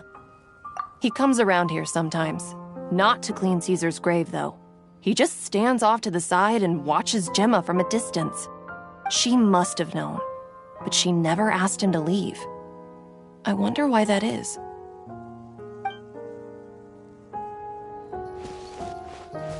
It may take some time, but Caesar's reputation will be restored now that the real culprit has been captured. Looks like Gemma chose a good man after all.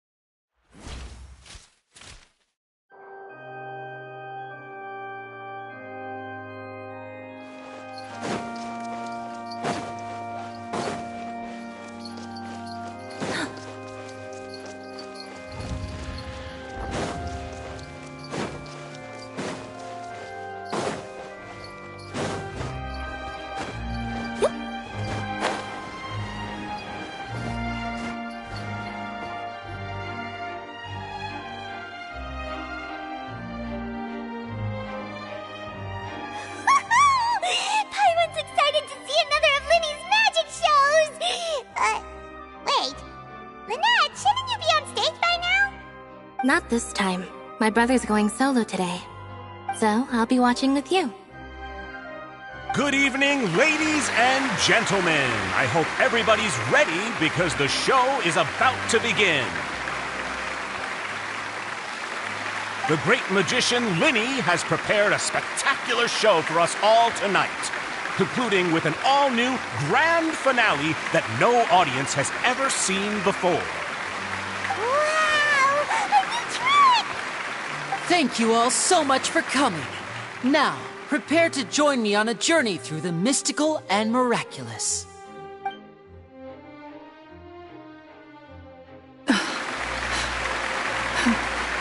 Exciting stuff, isn't it?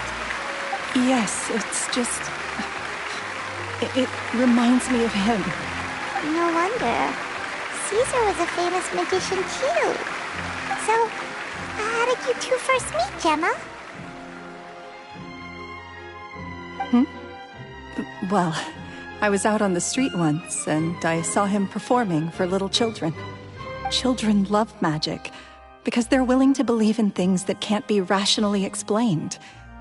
Caesar had this amazing way of bringing them into a dreamlike world.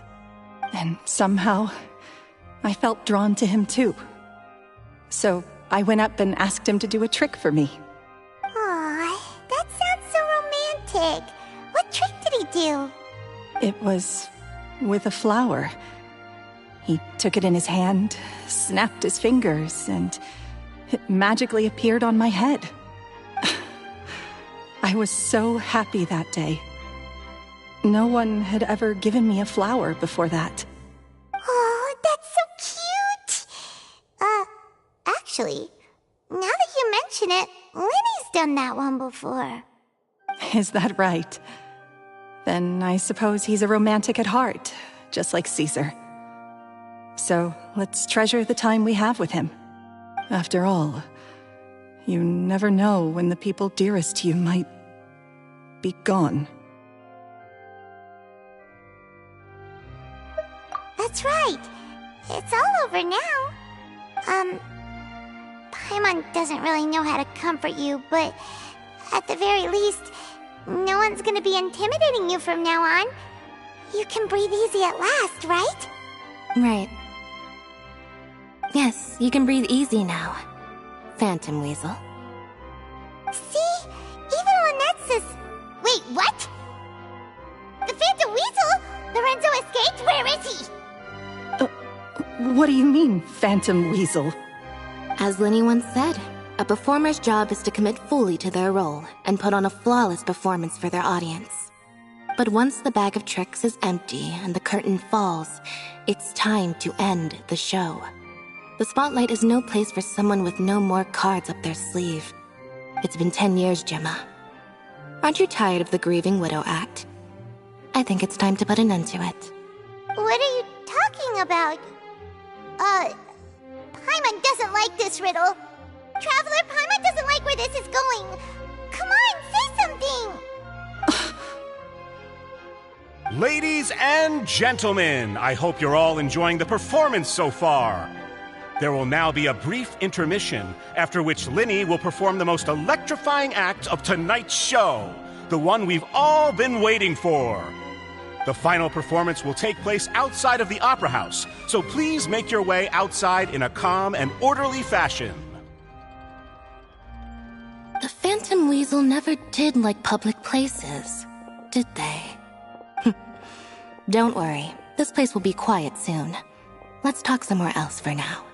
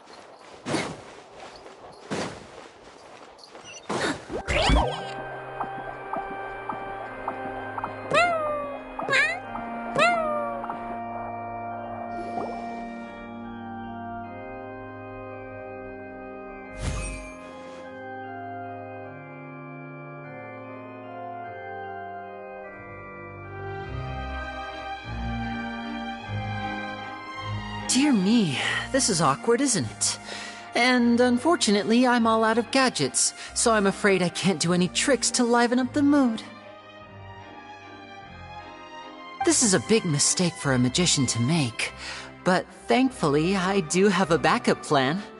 Now, who wants to hear a story? Lyney, don't we have more important things to address right now? Lynette accused Gemma of being the real Phantom Weasel a moment ago. Oh, what the heck's going on? All in good time. Magicians are good at guessing what people are thinking. I know the questions you want to ask. And as it happens, the story I'm about to tell might answer a few of them. Really? Well then, let's hear it! Paimon's dying of curiosity here! Let's go back to the very beginning. A decade ago, when the Phantom Weasel was terrorizing the court of Fontaine. She never missed a target, never left a trace, and no treasure was safe from her thieving hands. But as her infamy grew, so did the readiness of the police, and her opportunities to act became ever fewer. Every day, she ran the risk of being exposed for who she was. Of course, she could not simply take this lying down, and before long, she found her ticket to freedom. She would create a scapegoat, a false weasel to close the chapter on her behalf. After weighing her options, she set her sights on a renowned magician, Caesar.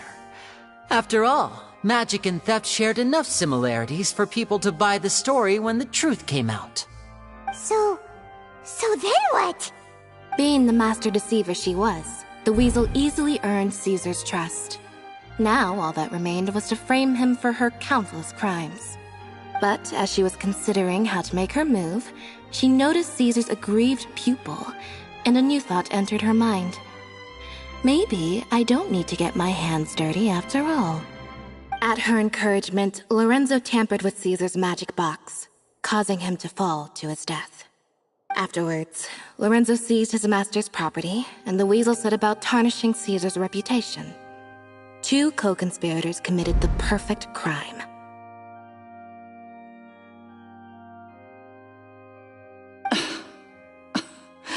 I've got to hand it to you. You're both exceptional storytellers. It's enough to make even me wonder whether there was really another mastermind behind all this, pulling the strings. But I just have one question. You seem to think that I am the villain in this tale. What's brought this on, Lyney? Is it something that Lorenzo said? Don't worry, Lorenzo said nothing at all. But I never believed that he was the weasel, and in fact, my investigation only made me more certain of that. He was too forthcoming with his confession, as if there was something else he was trying to hide.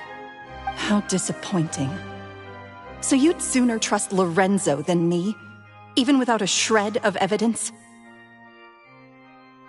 A magician is an expert at playing the audience to get the result they want.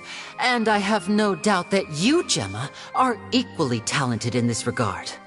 With a little help from Lorenzo, you put on a very convincing performance. The lovesick fiancé, whose devotion to her betrothed is unshakable, even under threats of violence. Caesar was maligned and hated by all for 10 years, but you? Everyone sympathized with your plight. Who would suspect for 1 second that the lovely young lady always seen weeping in front of Caesar's grave was actually the mastermind behind his demise? No, not that poor lady. Perish the thought. Wait, so you mean the whole intimidation thing was just a hoax? Gemma and Lorenzo were both in on it? But why would Lorenzo agree to that? And why didn't he sell her out even at the end instead of admitting to being the weasel himself? Yes, why indeed? Maybe Gemma herself could enlighten us on that question. Well, Lyney, if you're so confident in your version of events, then I think the answer should be obvious. Having killed Caesar with his own hands, Lorenzo was plagued by overwhelming guilt. Revealing the Phantom Weasel's true identity would serve no purpose. But if the Weasel remained free, then she could take care of Lorenzo's loved ones. An excellent answer, though sadly a little dull. Is that right? Well, don't let me bore you. If you'd care to change the topic to something more interesting, I'd be much obliged. As a matter of fact, there's one thing I'd really like to understand. Why would the real Weasel have targeted things that only have value to other people? Could you shed any light on that? Of course. After all, we're just telling stories here, aren't we? If I had to guess, I would say that the real Weasel must have had a terrible childhood. Left to fend for herself after her parents died young. Betrayed, scorned, beaten. She'd scrounge waste paper from garbage bins to draw on, using twigs and dirt for lack of ink and pen. She'd sew ugly rag dolls from whatever scrap material she could get her hands on. This was her only source of happiness in life. But it was all she needed, and she was content. Until the world decided that even this was too good for her. Once again, she was betrayed. And this time, everything was taken from her. She felt like life was a miry pit that dragged her further down the more she struggled to escape. At that tender age, she should have been happy. Instead, she stood in the shadows and watched with envy as all good things in the world passed her by. This was a fate too cruel for anyone to bear. Her pain became a breeding ground for dark thoughts. Thoughts which festered and grew into a twisted solution to her troubles. I detest the happiness of others, in all its forms alike. I will rob them of everything they hold to be good and true, and it will fill the void in my soul. That's some pretty heavy stuff. Now it all makes sense. Does this story satisfy you, Lyney? Yes, it is quite to my tastes. Thank you for helping to clear up my confusion. Huh. That's right. What drove you to write that letter, Gemma? What were you trying to achieve there? Because without that, none of this would have ever come to light. She didn't write the letter. After 10 long years, I'd hoped that the Phantom Weasel would be consigned to the history books by now. But it seems like someone still wasn't ready to let her finally be at peace. Lyney. Or should I call you the Phantom Copycat now? You were the one who posted that letter outside the Opera House. But why?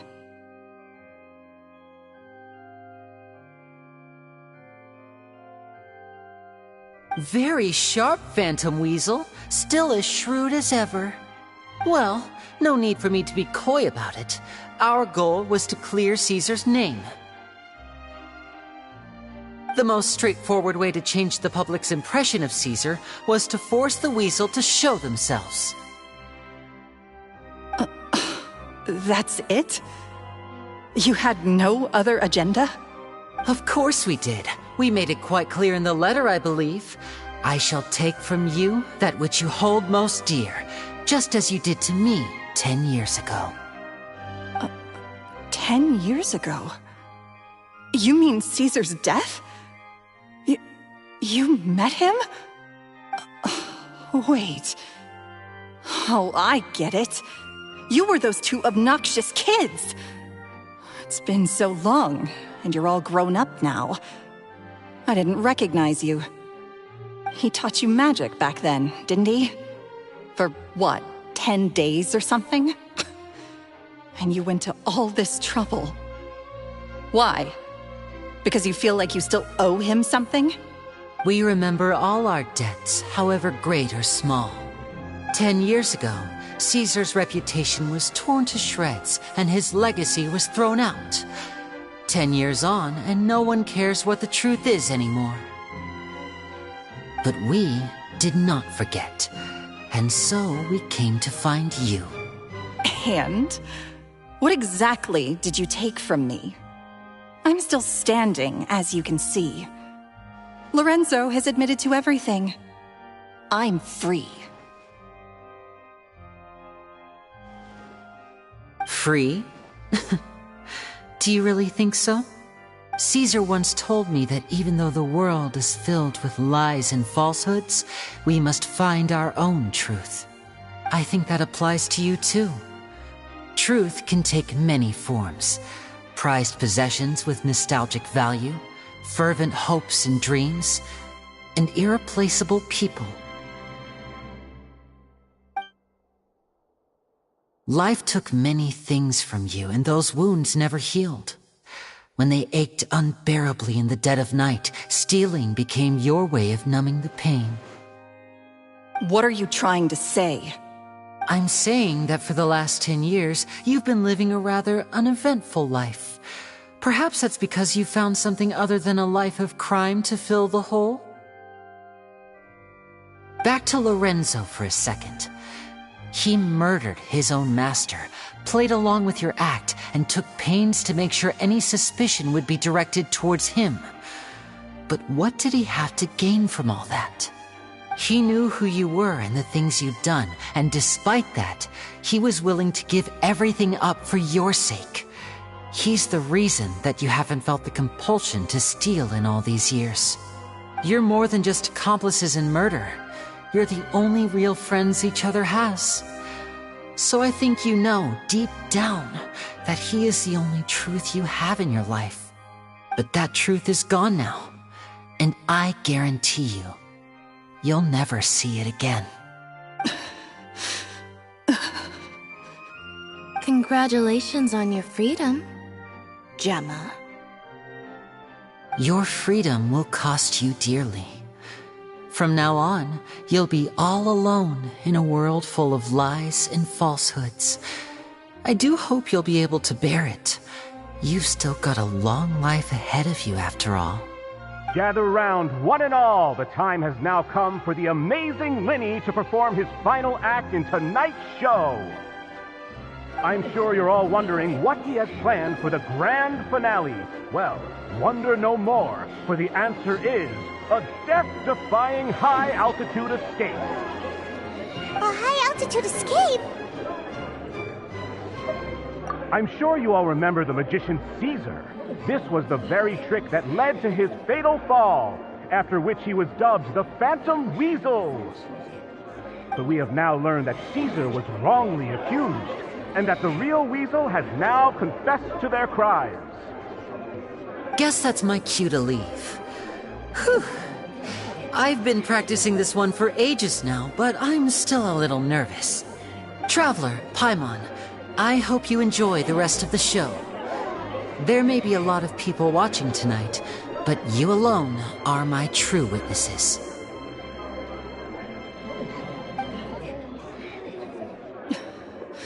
Lyney, wait. You two hid a lot from Caesar.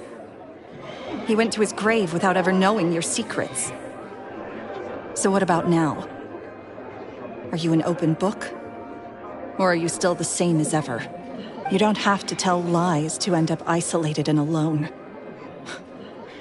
One day, you'll end up exactly where I am today. Maybe then you'll finally understand. You're wrong. I'm nothing like you.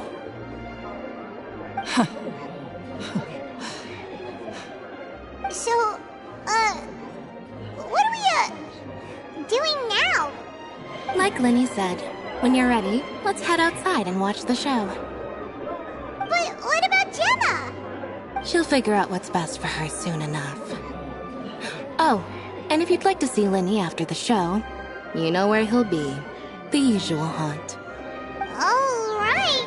Well, let's go and watch Lyney's finale then. This trick's a pretty dangerous one, but he should be able to pull it off, right?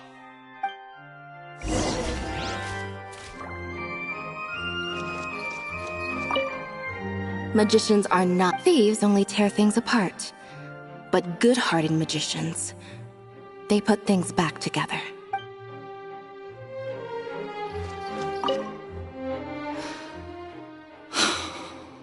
What is my truth? Sometimes I think I'm like a gambling addict. All I care about is winning. And it doesn't matter what's at stake. By the time I come to my senses, I'm left with nothing. Oh, if I had my time again.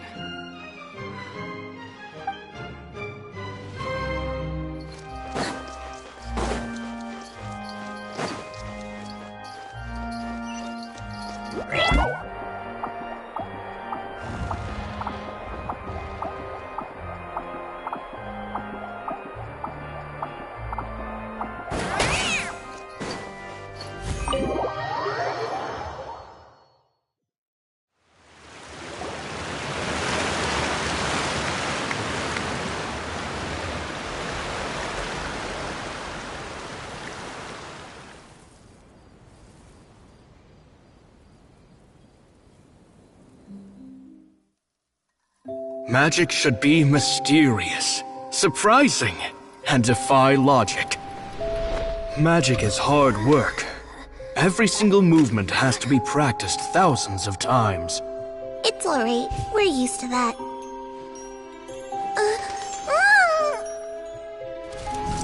We're sorry. You've taught us so much, but we can't tell you the whole truth. It's okay. Do you still remember what I told you? This world is full of lies and falsehoods. I only hope that one day, you can find your own truth.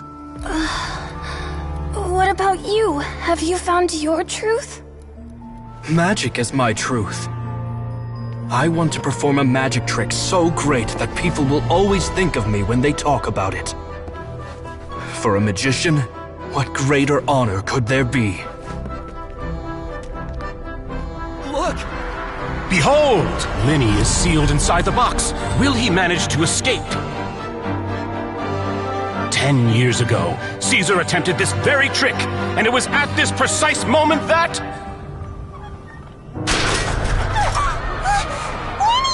Watch out!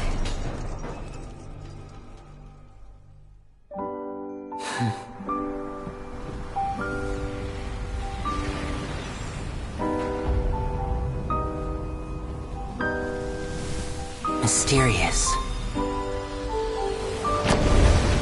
Surprising. And logic-defying. Isn't that right? This honor belongs to you, Caesar.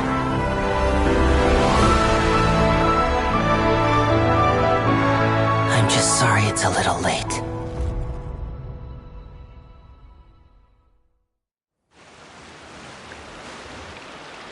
Did you see that? 1 minute he was falling, and the next, he turned into flowers. How could he possibly have done that? How mysterious. I didn't blink once. He just vanished, right in front of my eyes. What a heart-stopping magic show! This was really worth the trip. Caesar's name has finally been cleared, and Fontaine's new star magician Lyney has fulfilled a wish on his behalf. Oh, I couldn't ask for a better grand finale. It will make a great headline for the Steambird tomorrow, even if I do say so myself. Whew. Looks like everyone really loved Lyney's grand finale. Paimon doesn't see Lyney anywhere. Where'd he go? Oh, Lynette said he'd be waiting for us at the usual haunt. But, oh, you mean the one where Caesar's buried? Yeah, that's probably it. This whole magic show kinda seemed like Lyney's way of saying goodbye to Caesar. So it makes sense that that's where he'd be afterward. Alright, let's go look for him there.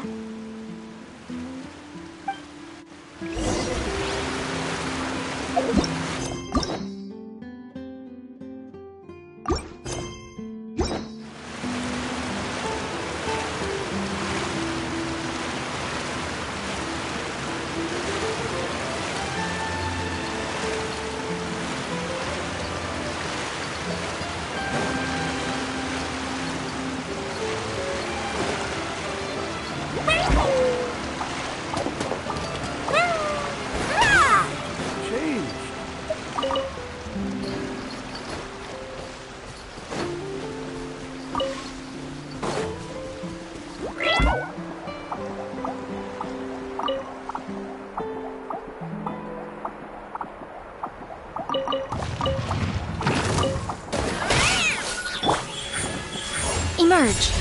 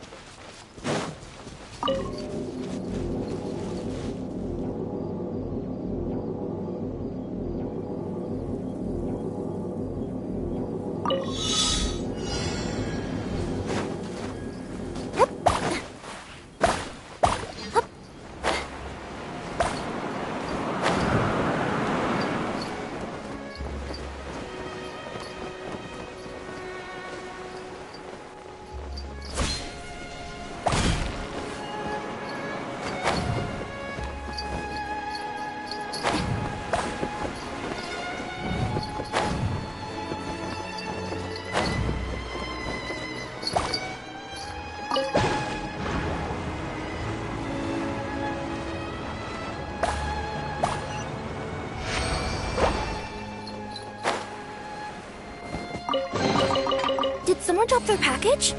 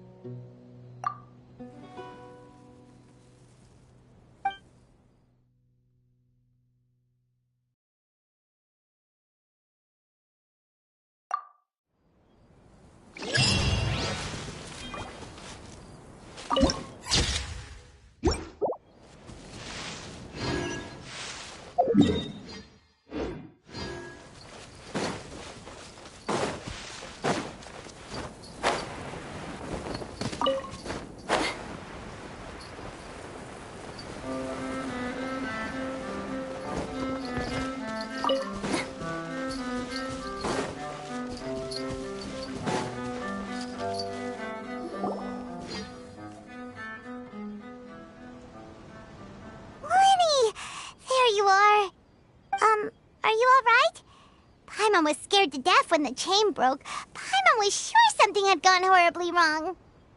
Magic is a performance art. A magician has to get creative to keep the audience on tenterhooks. That's our job. So I tweaked Caesar's original setup a little to keep it fresh. I was honestly a little nervous during the live performance. The thought of falling, suddenly feeling weightless, seeing the sky and the ground spinning and spinning. Sometimes, I can't help but wonder what Caesar thought in those final moments. Did he regret taking Gemma and Lorenzo on? Or did he believe that it was his own slip-up right until the end? You know, Paimon's been wanting to ask you about something ever since we were in Caesar's workshop. You learned magic from Caesar once, didn't you? When was that? After I joined the House of the Hearth. To be honest, Lynette and I had an agenda when we approached him. I told you about my past before, remember? As a young boy, I survived by secretly learning magic from street performers. I'd watch their tricks and try to figure out how they were done. But I quickly realized that observation alone could only get me so far. What I saw was the polished final performance, but the rigorous training they put in behind the scenes remained invisible to me. I needed to learn how to improve my sleight of hand, hone my misdirection skills, and make niftier props. We were gifted enough that we'd made some progress by ourselves, but without proper guidance from a professional magician, we quickly plateaued. So that's why you sought Caesar out?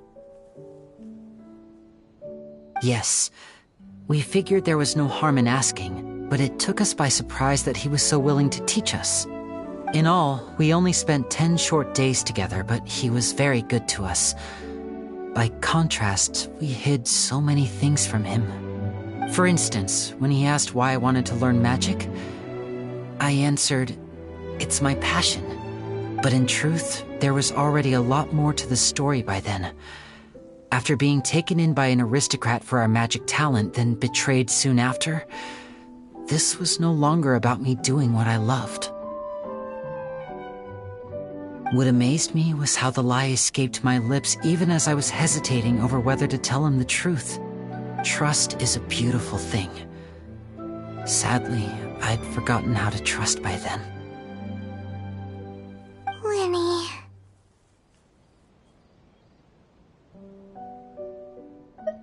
Still worried about the way I feel? You really are a gentle soul, aren't you? But don't worry, I'm used to it now.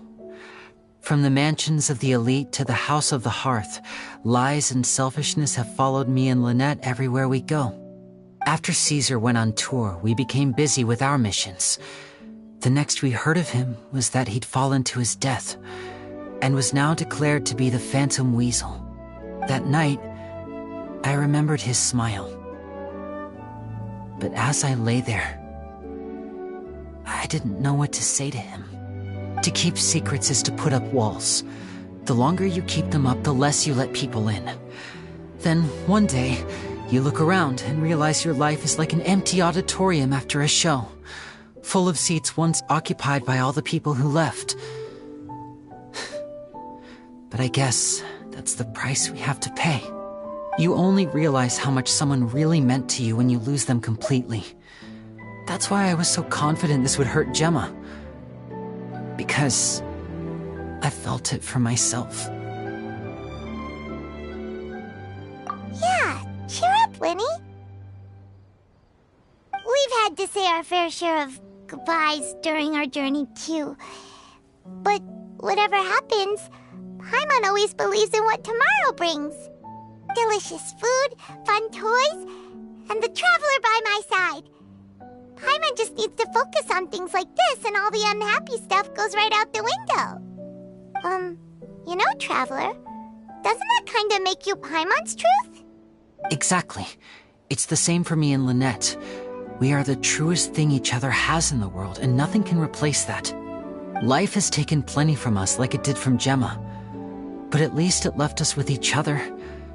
That's what gave us the strength to get through the darkest days. That's why the darkness never consumed me and why it never will. Maybe we live in the shadows too, but we remember every precious ray of light that shines through. All right, time to lighten this conversation up a little. What did you think of the show tonight? Were you happy with it? It was amazing! Paimon just wishes we hadn't been so distracted with the Gemma situation. We spent most of our time in the opera house just talking and pretty much missed the entire first half of the show. Lyney, could you do just one more trick for us? Whoa, that's a bit of a tall order, I'm afraid. The show's just finished, so my sleeves are decidedly card-free right now. Aw, come on! Surely you can think of something. The Lyney Paimon knows can do anything if he puts his mind to it. Oh, all right then. I'll give it a go, but only because it's you. Watch closely. I have a flower in my hand. You liar! There's nothing in your hand! We ain't going along with this! Huh? My goodness, you're right. But I could have sworn I brought one here with me. Okay, try this. Count down with me. 3, 2, 1. 3, 2, 1. Now, have another look around. Maybe the flowers appeared somewhere else. Really? Let's see.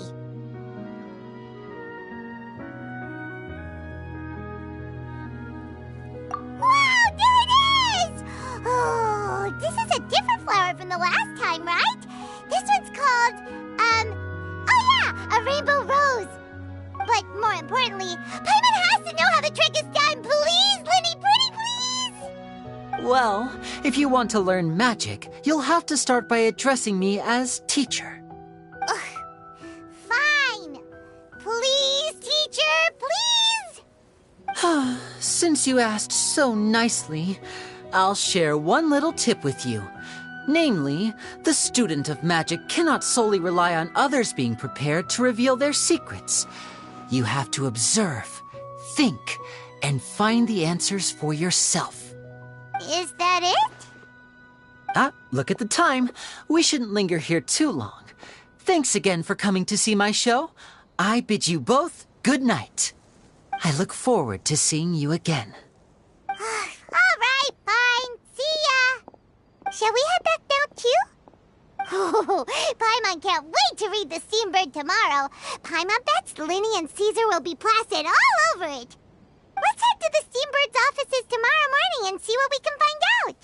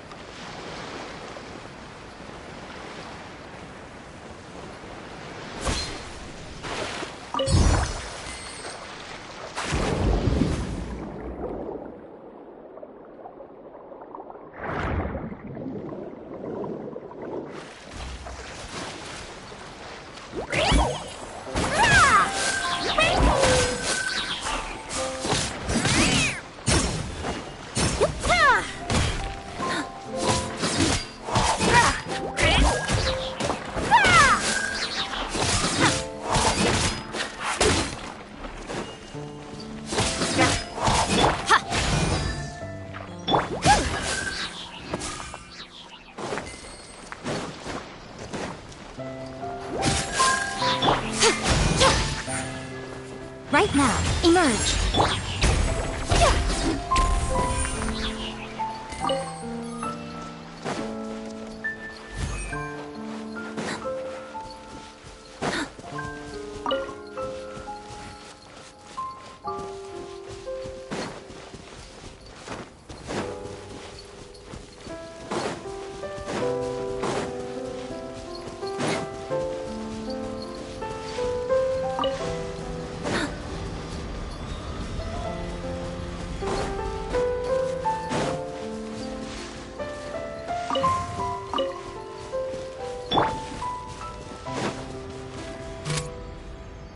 Precision strike!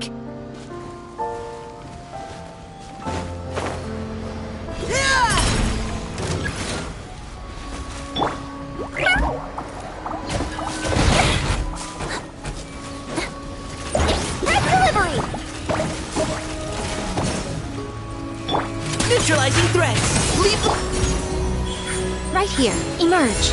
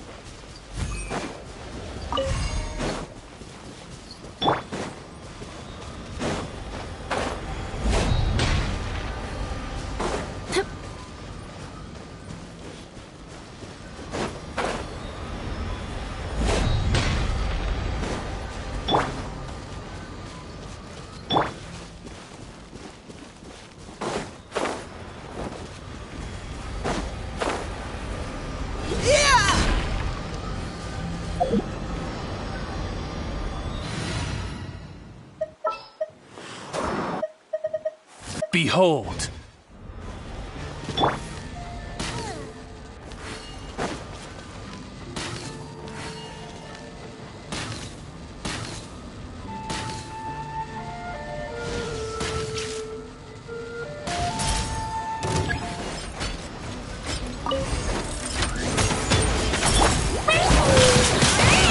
Sign here, please!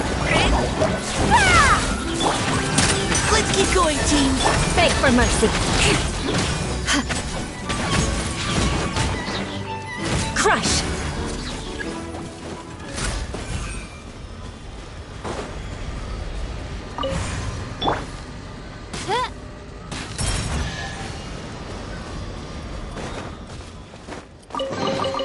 Destiny has brought me hither.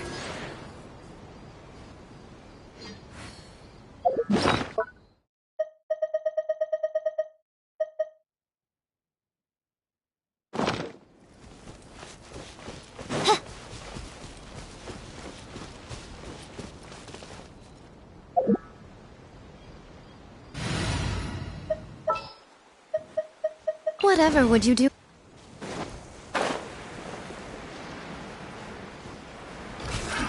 Another Right now. Right here. Right now.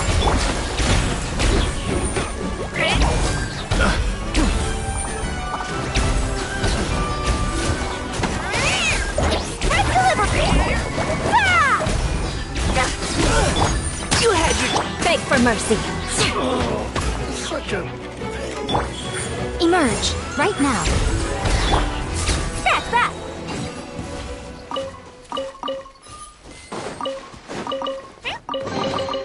Wow! I've never seen half the stuff in here before!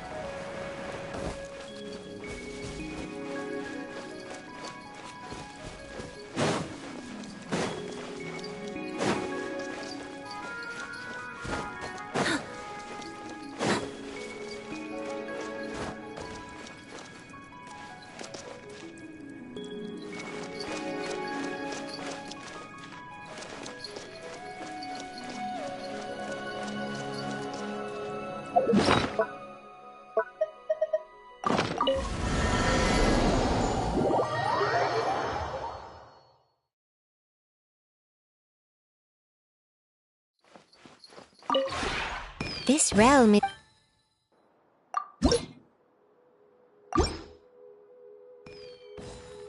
If you ever...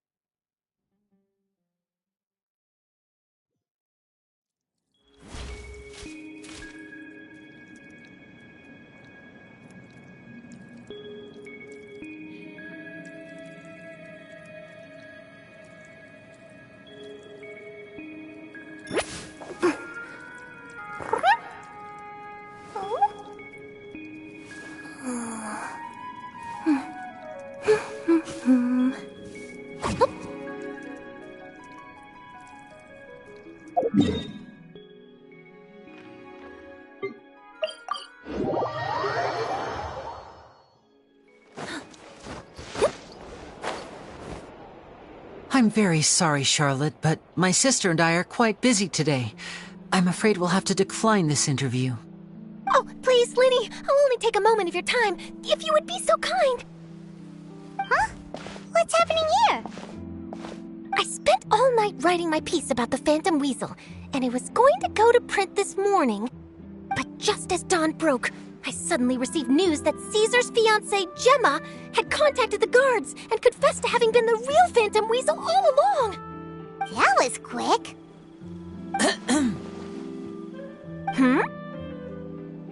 Too late, bro. That was quick, you say? It sounds like I've got some catching up to do. Please, fill me in. Whoops. Aha! My instincts did not lead me astray. You do have something to hide. Gemma turning herself in must have something to do with Lyney's performance last night. Maybe watching my high-altitude escape trick reminded her of a better time with Caesar, and she could no longer ignore the voice of her conscience. Huh. Okay, then. Wait, no, there must be more to it. If that's all it took for her to have a change of heart, how did it take her 10 whole years? Well...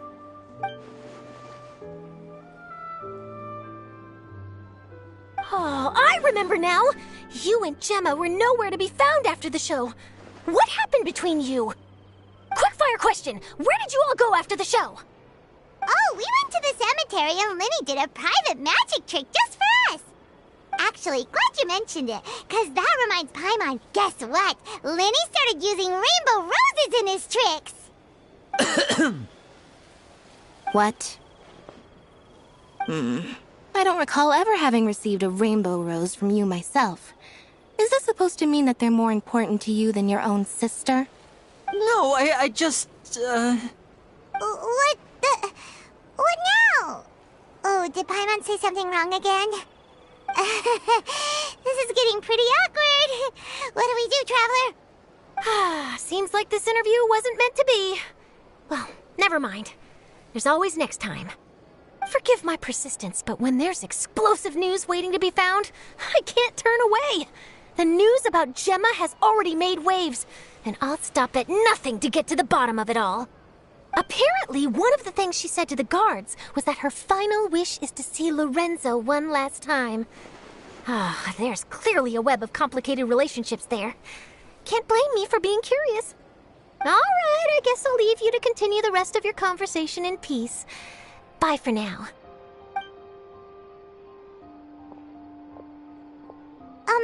Lynette? Paimon didn't mean to.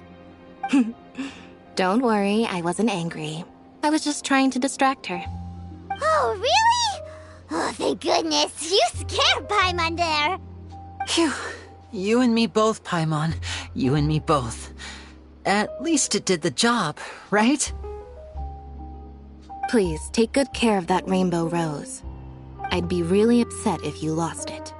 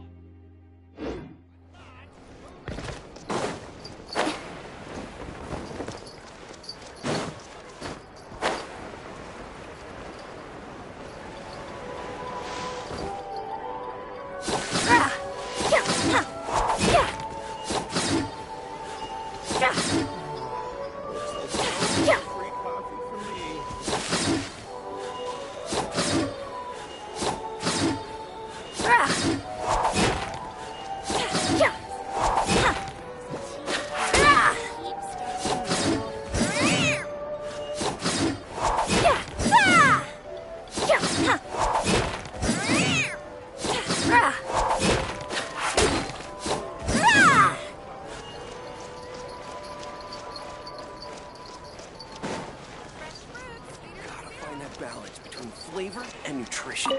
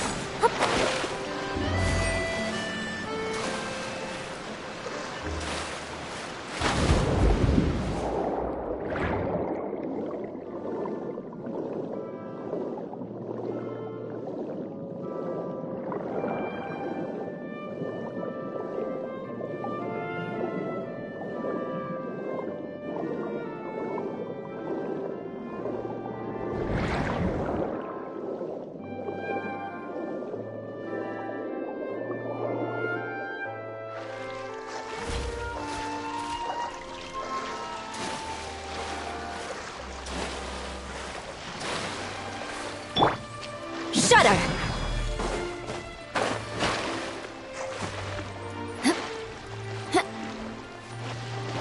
Time to scout.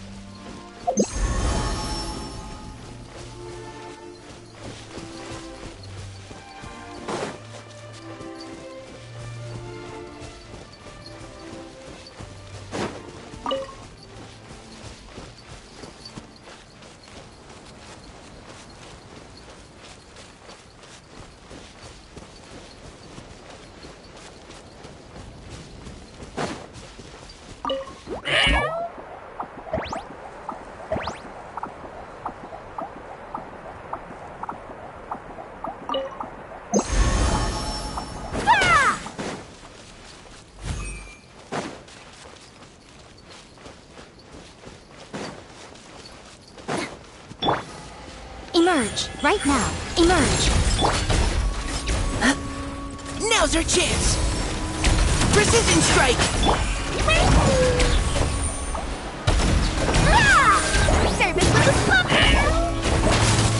Come on out, right here. I'm always watching. Right now. Neutralizing threat. Crush. Huh?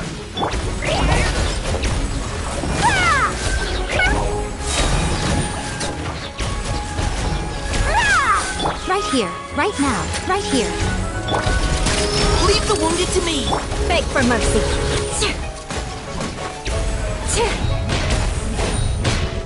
Yeah, crush.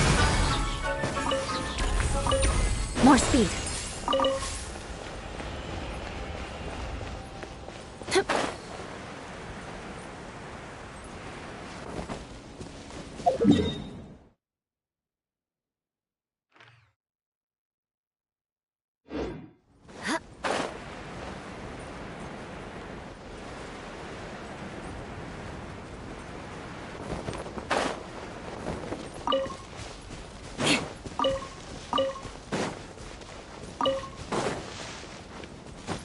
More speed.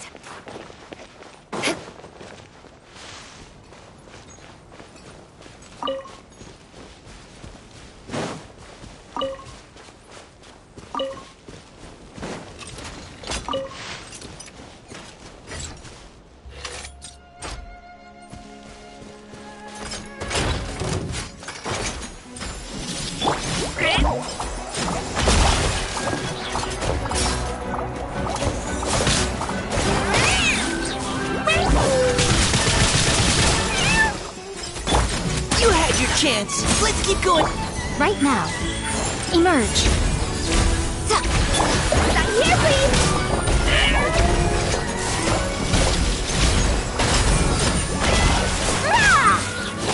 Show them.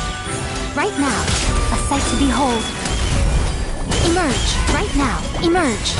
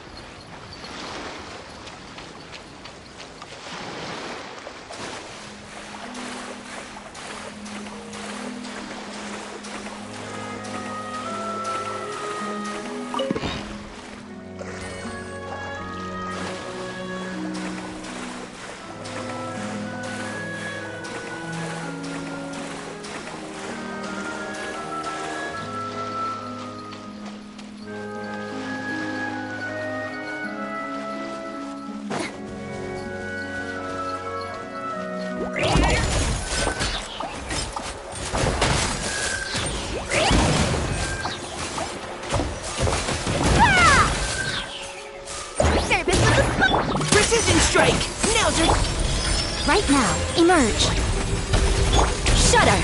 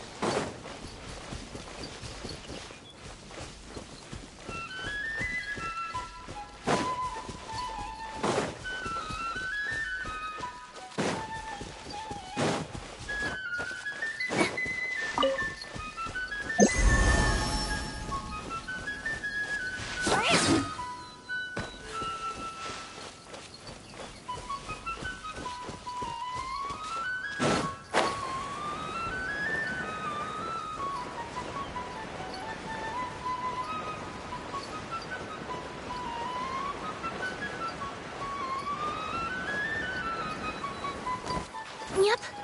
Hup.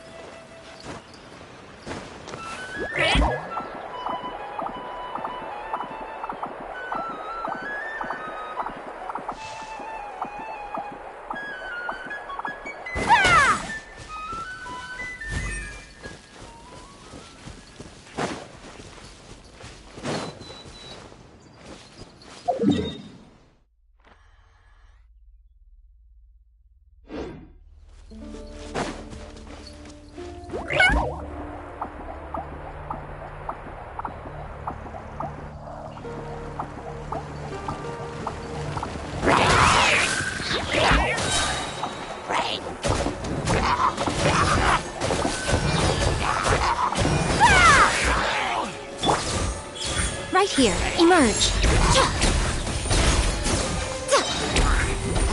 Right now.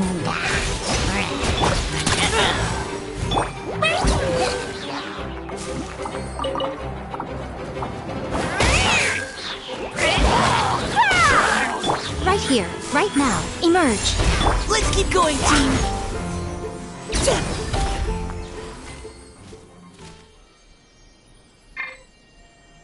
You had your chance.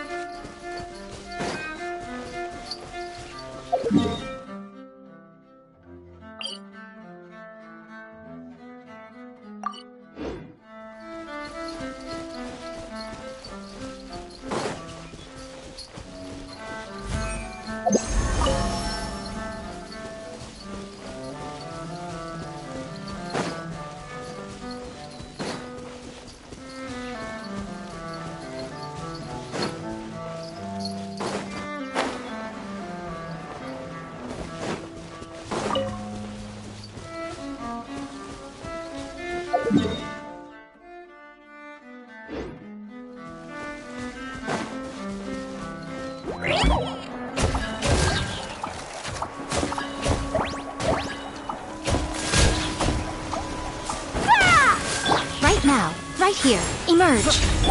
Precision strike! Beg for mercy.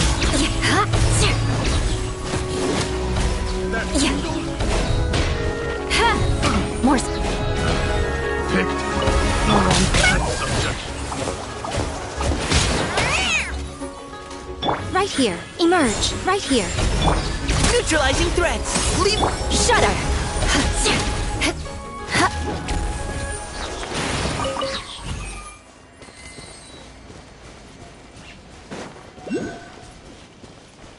More speed.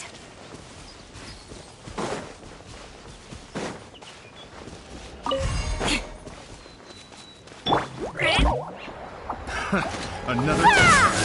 Right now, right here. Emerge.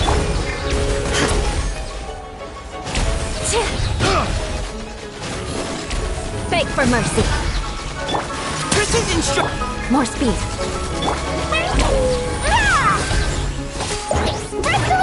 I'm always watching. Right now, right here. Let's keep going, team. Crush.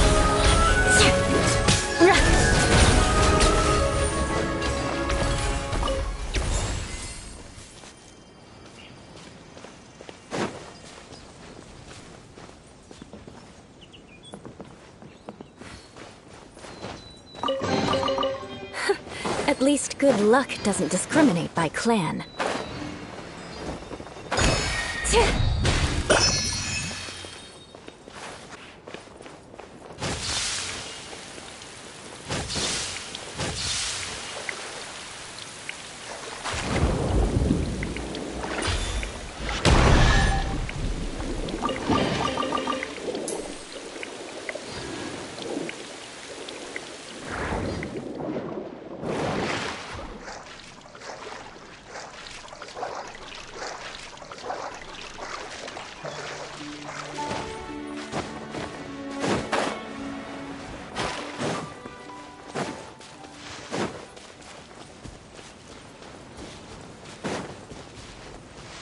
Right now, emerge.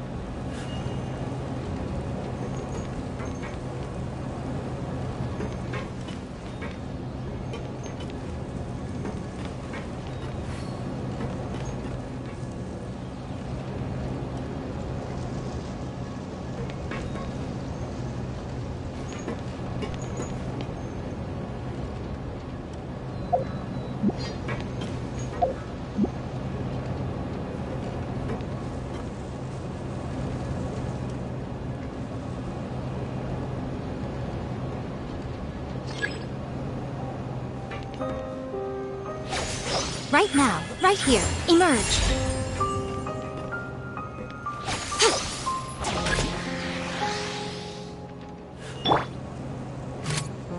You had your chance.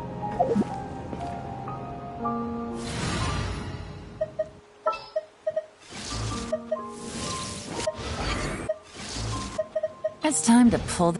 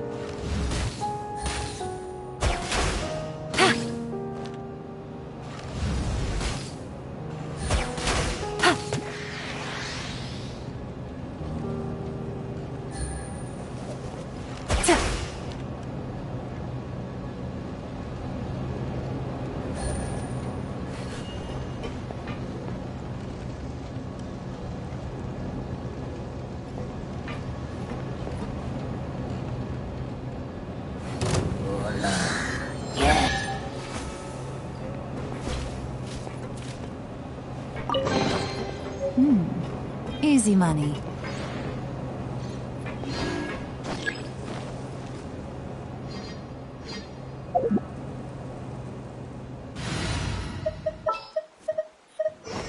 My lance is...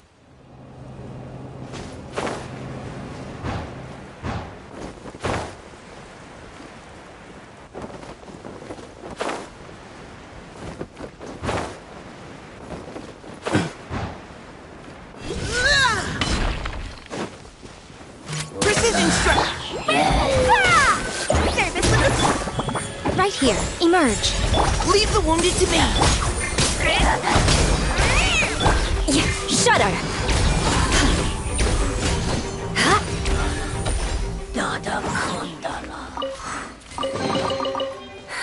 At least good luck doesn't discriminate by clan.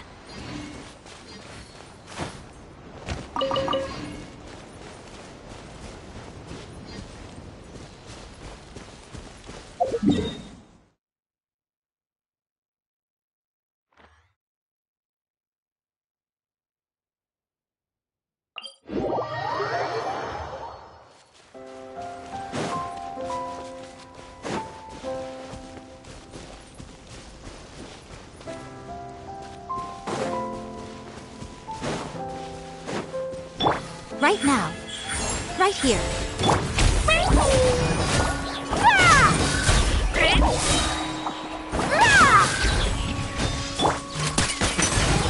Crush! Yes! Shudder!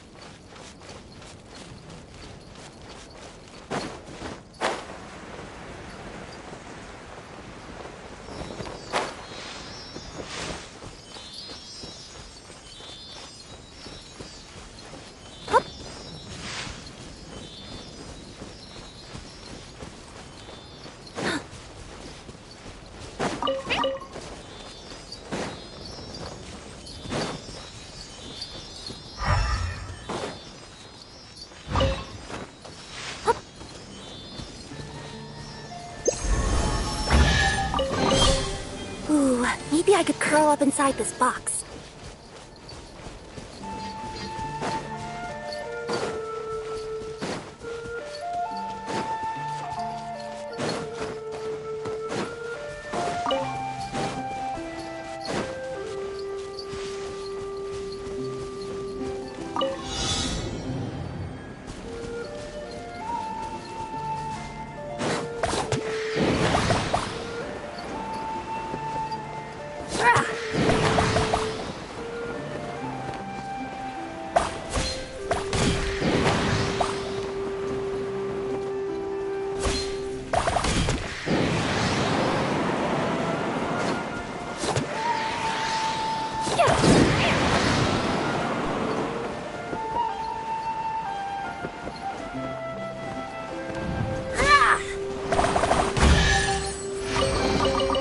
Wow! I've never seen half the stuff in here before!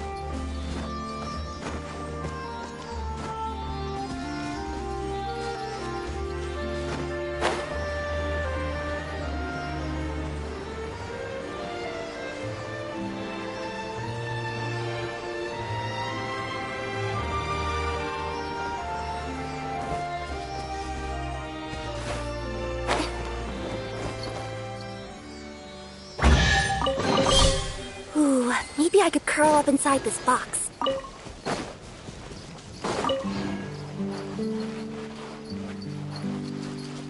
Yeah!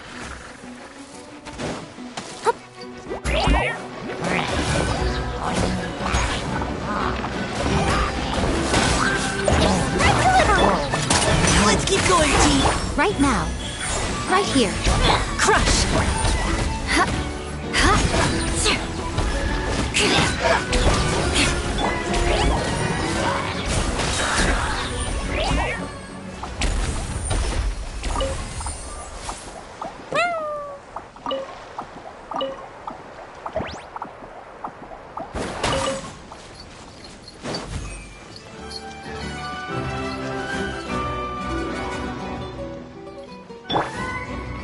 Right now. Right here. Emerge.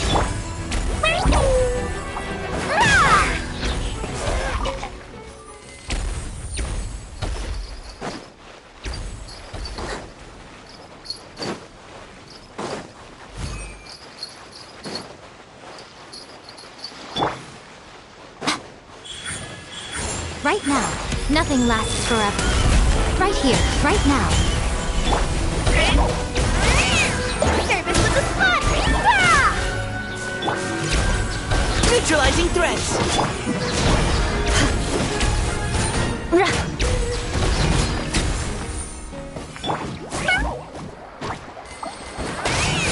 Come on out. Emerge.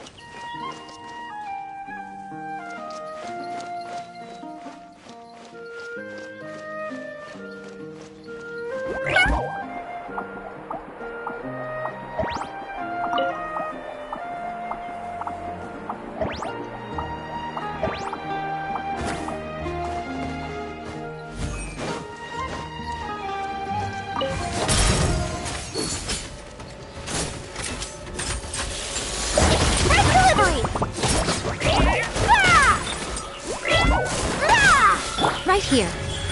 Emerge. Precision strike! Now's our chance! Shudder.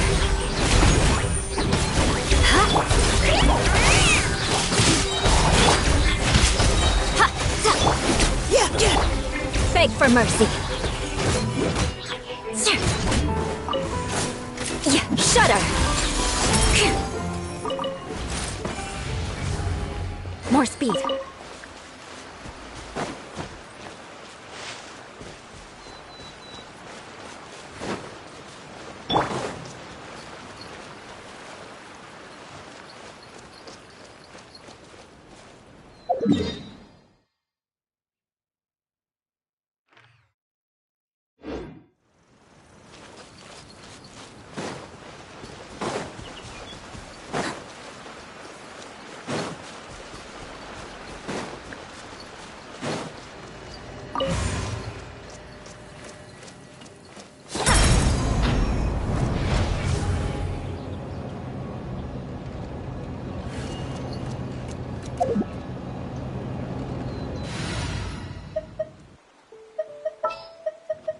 Let's go get ourselves.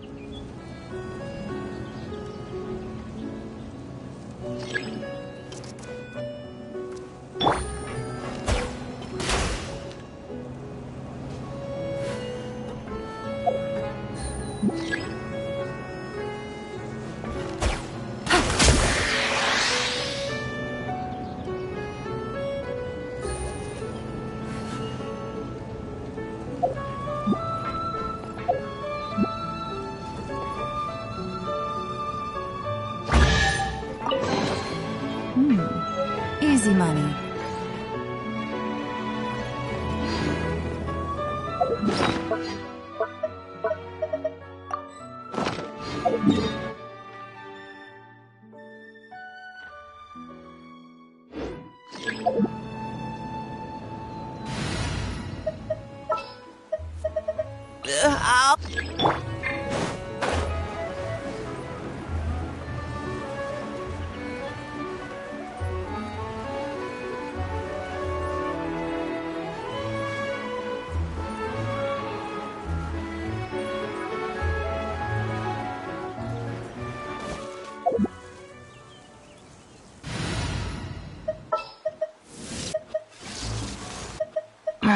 Don't.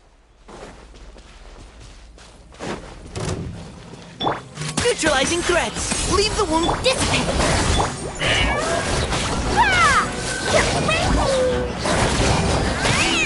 Service with a smile. I'll settle this. You had your chance. Stand with me. Crush. More speed.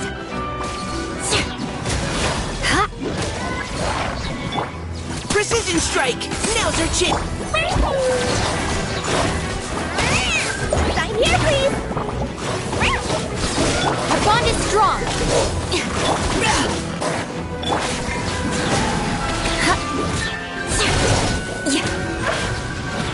Shudder.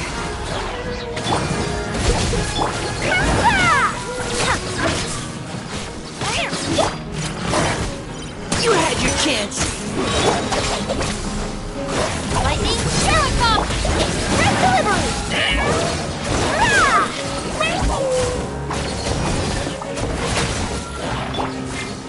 Leave the wounded to me. Beg for mercy.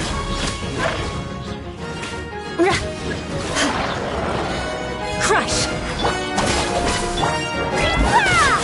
Service with a smile!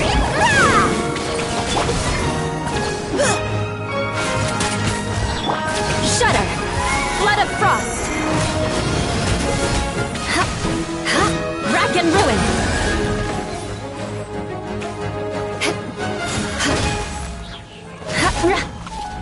Stand with me. Precision strike. Now's our... Sign here, please! Out of my way. Beg for mercy.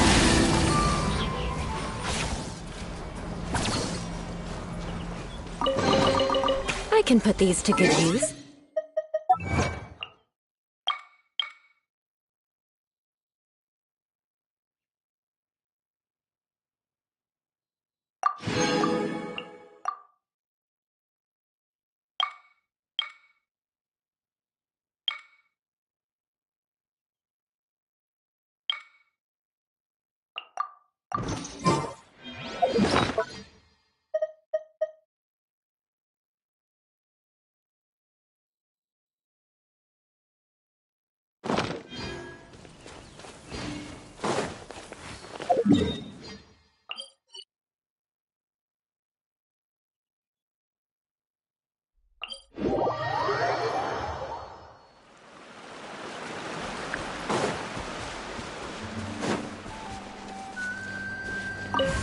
More speed.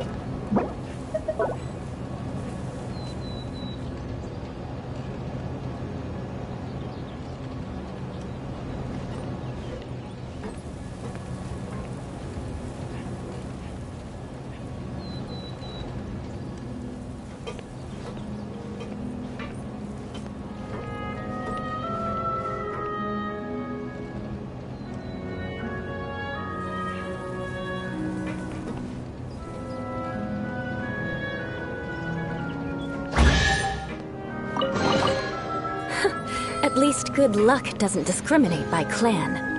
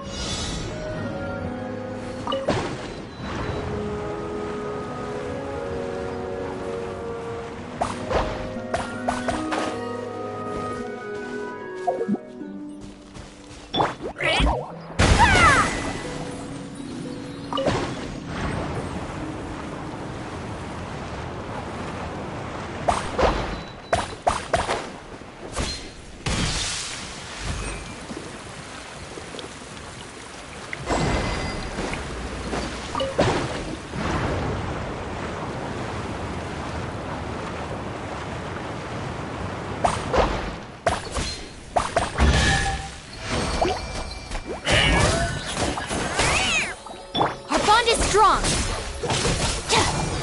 Shudder! Neutralizing threats! Scouting.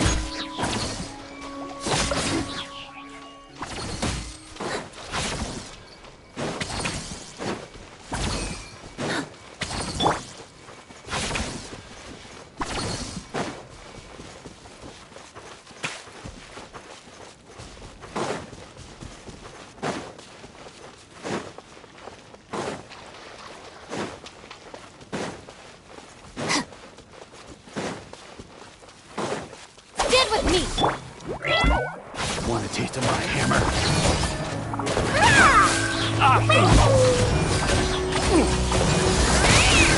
Nervous with the... Let's keep going, team.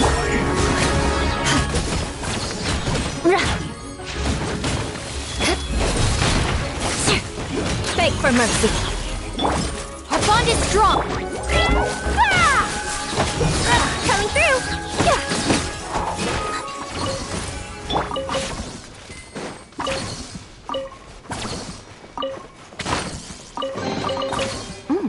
It's all yours.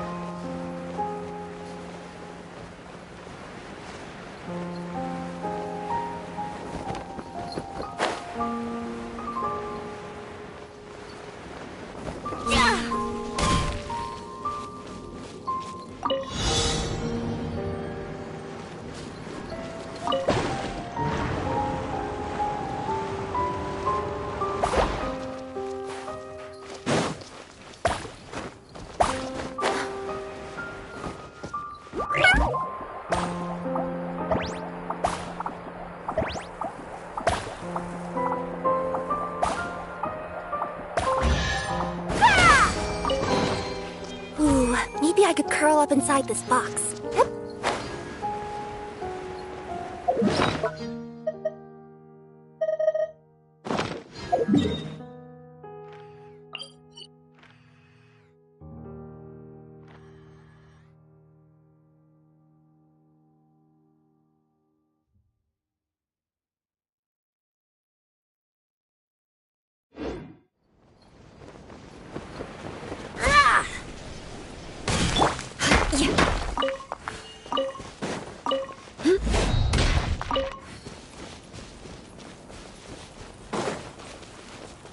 Stand with me!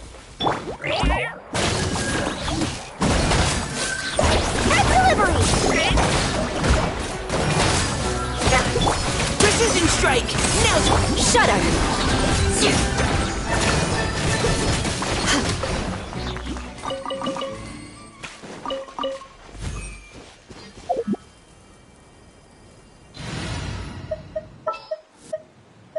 All is accounted for.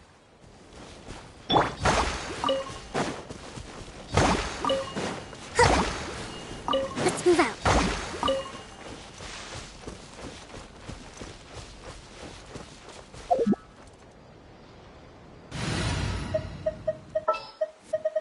My lance...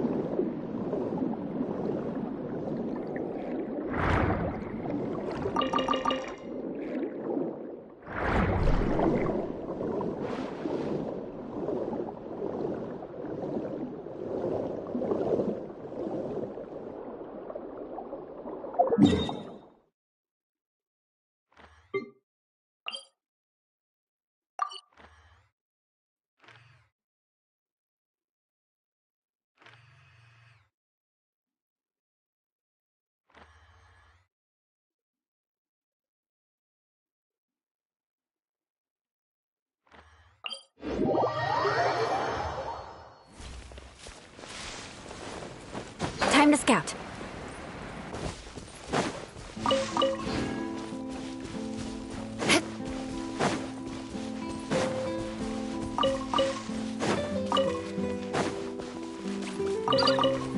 More speed.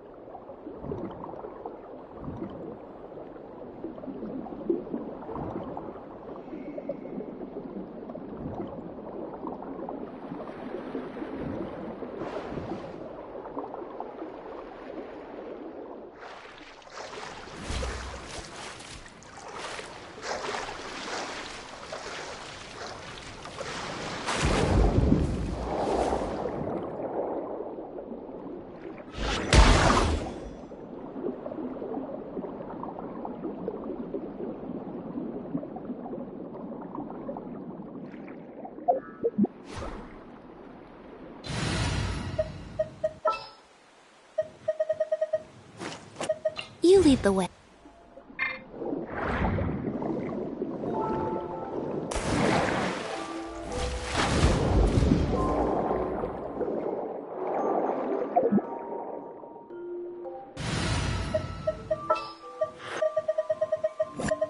Thank you for choosing...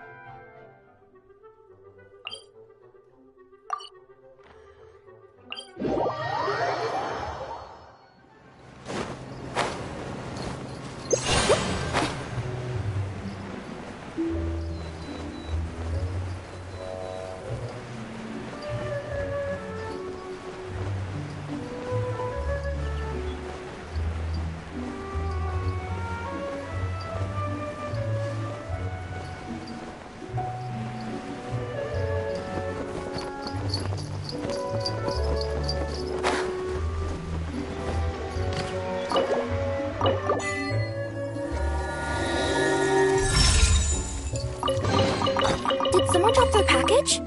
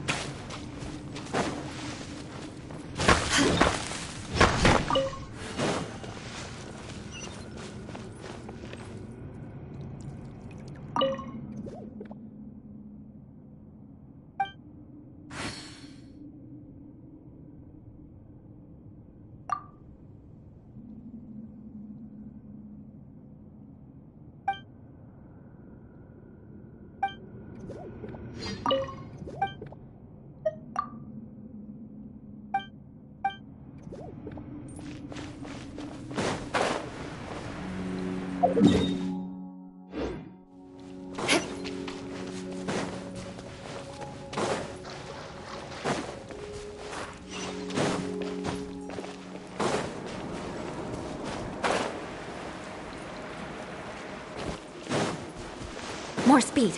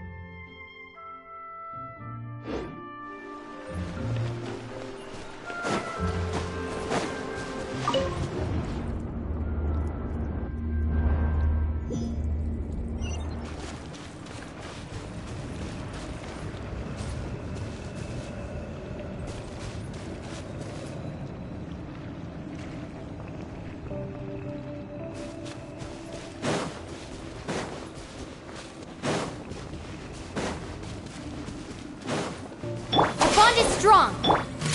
Leave the wounded to me. Service with a small Beg for mercy.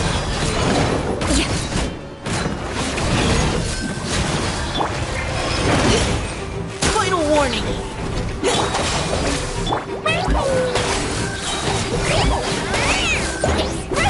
Lightning terrified! Crush.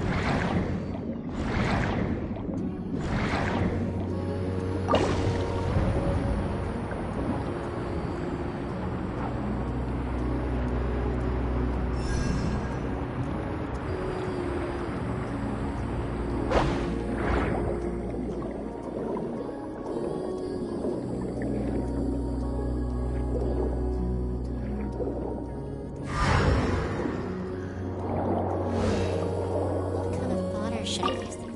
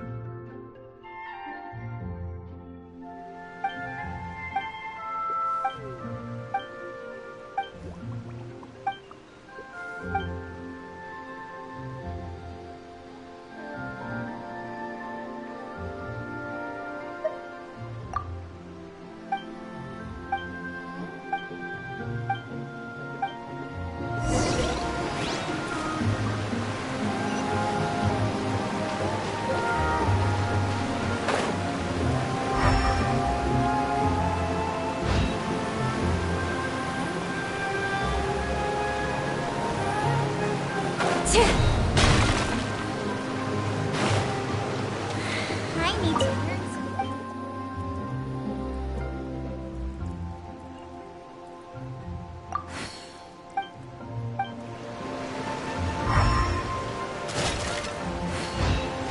More speed.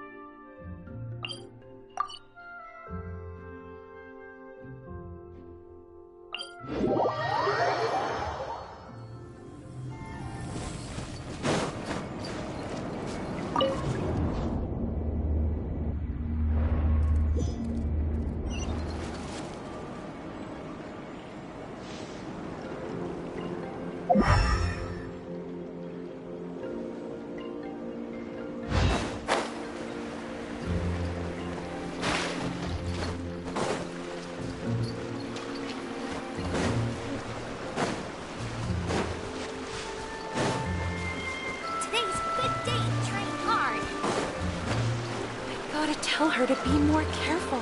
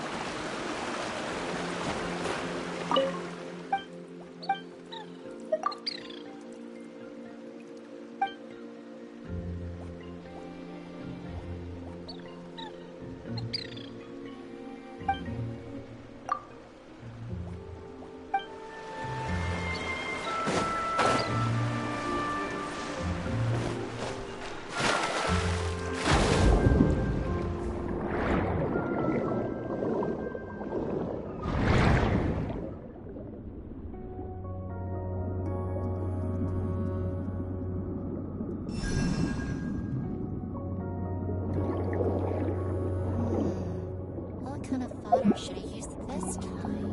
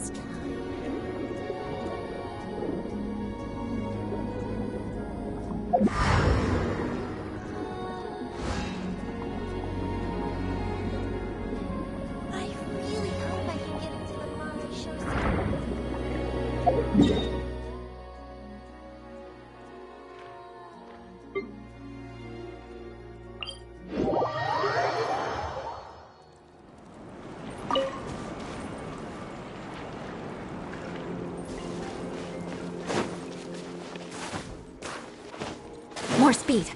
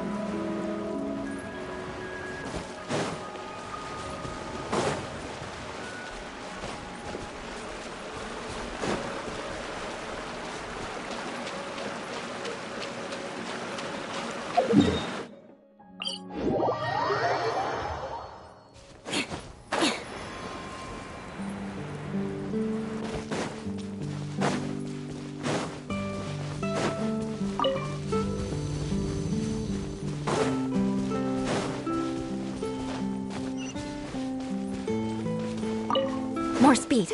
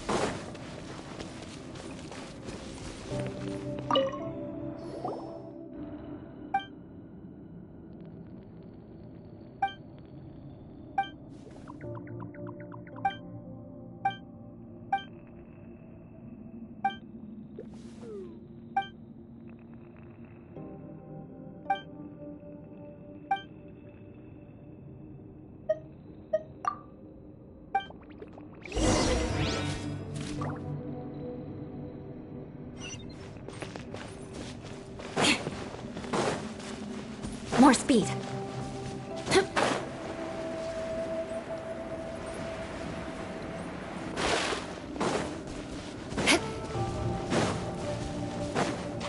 More speed.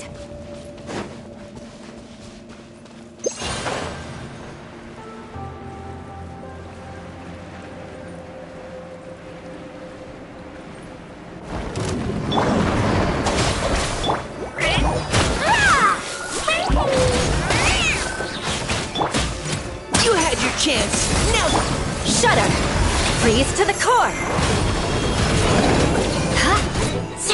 I condemn you!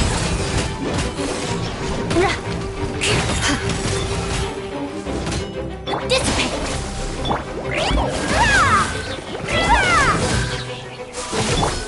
neutralizing threats. Let's keep going, team.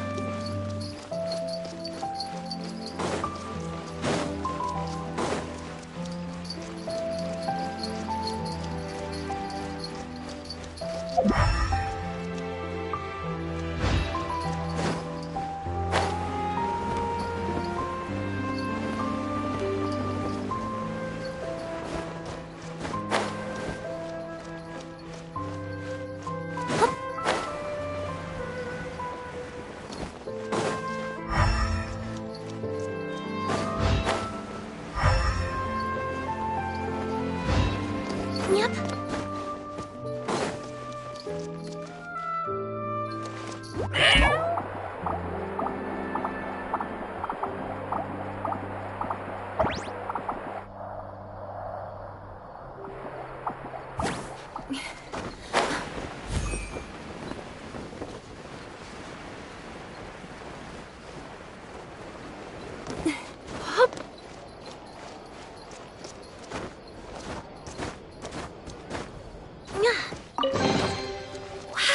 I've never seen half the stuff in here before!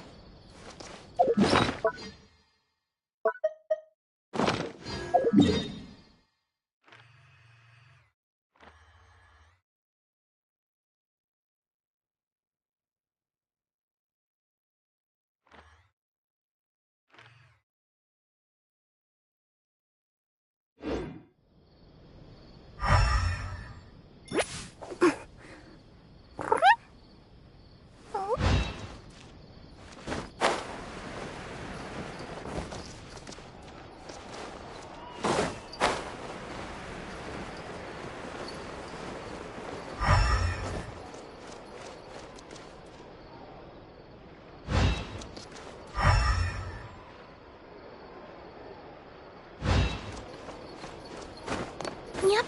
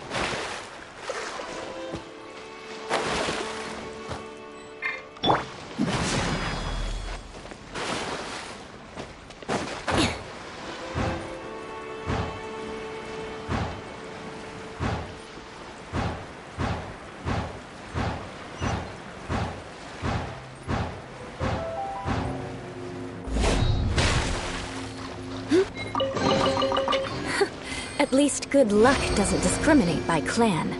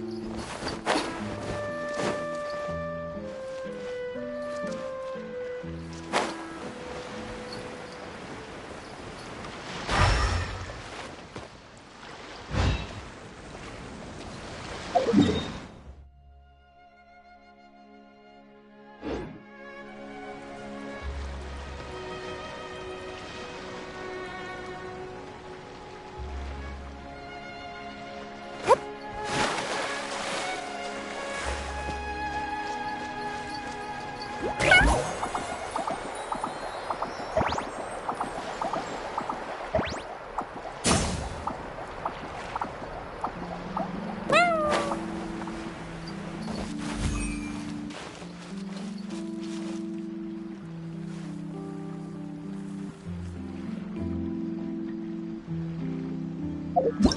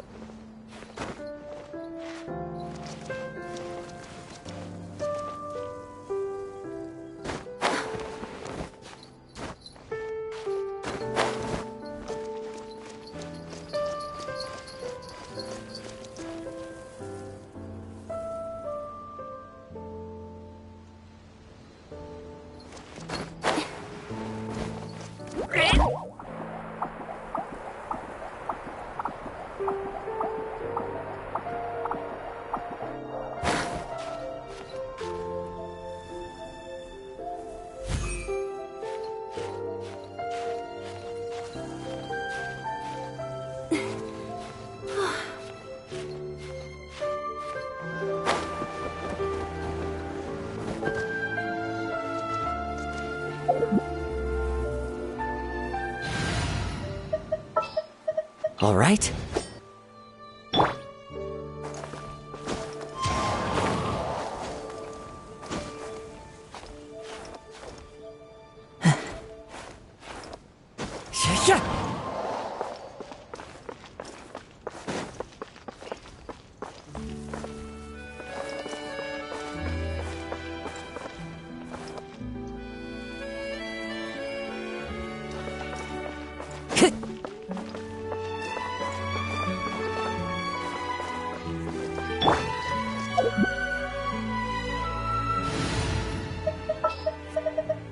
My lance is...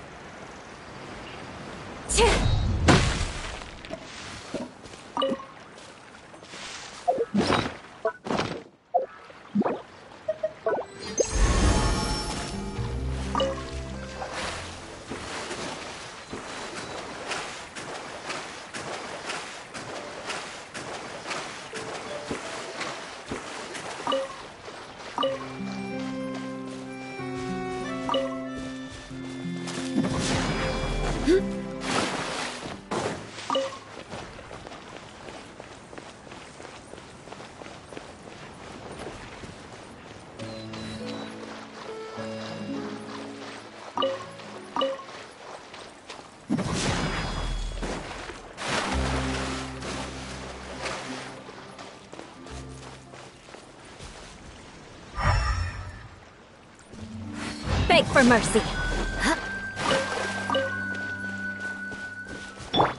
Precision stroke! More speed.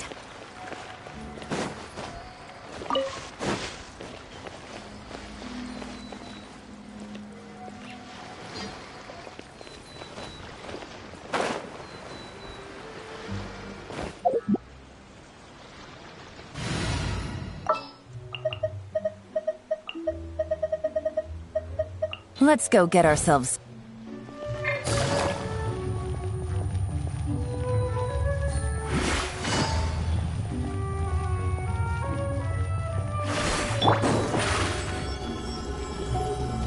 Step on us!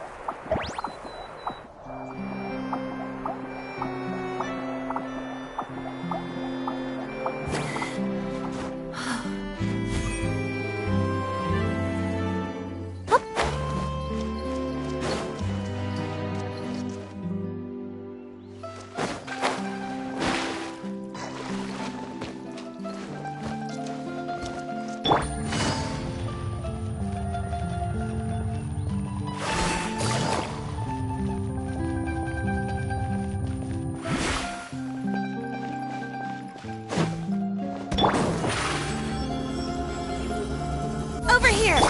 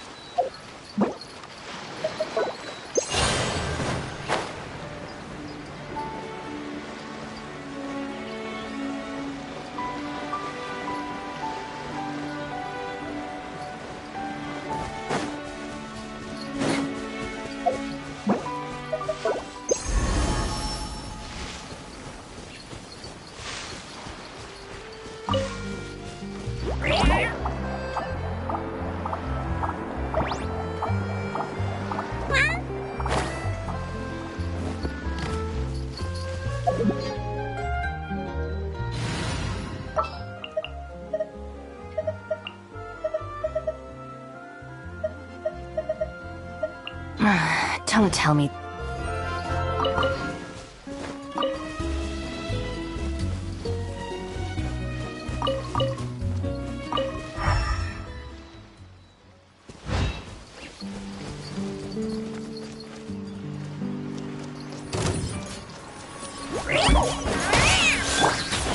Stand with me! Out of my way!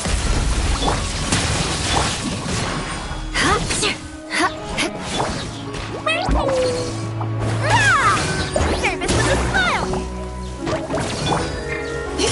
Shudder!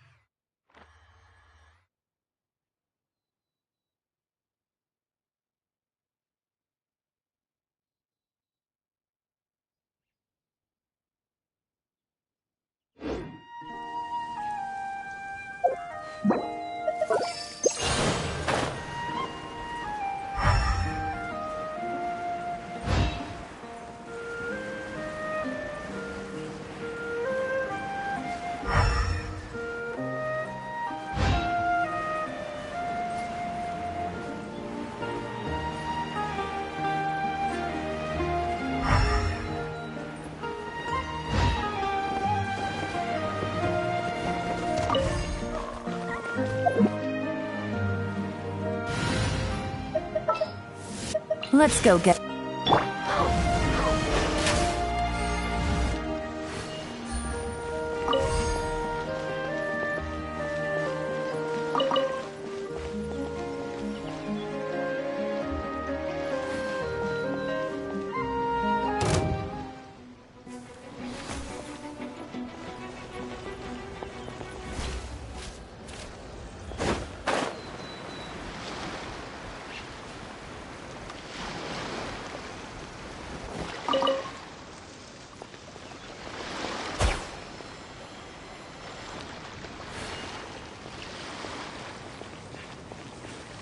Take it easy.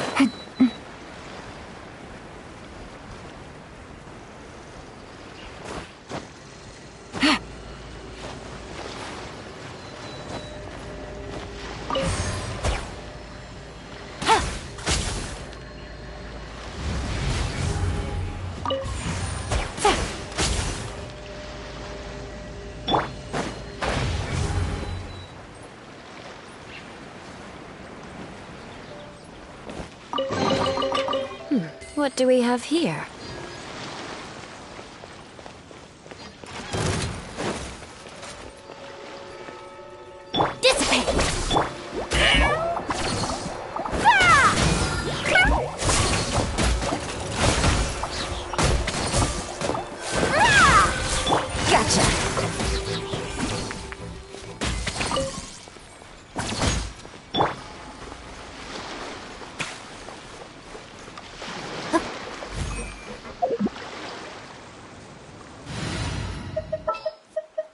Let me double...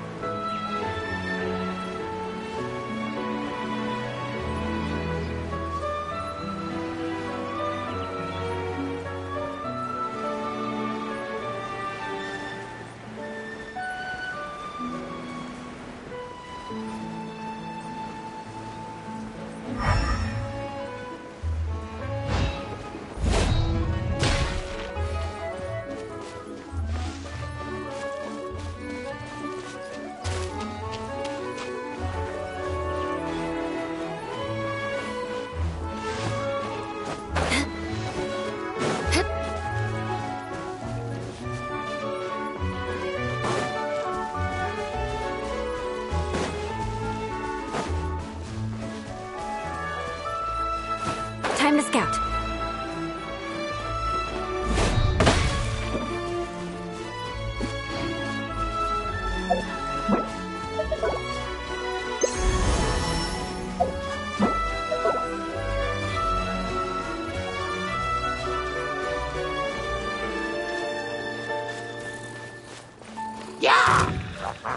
Our bond is strong.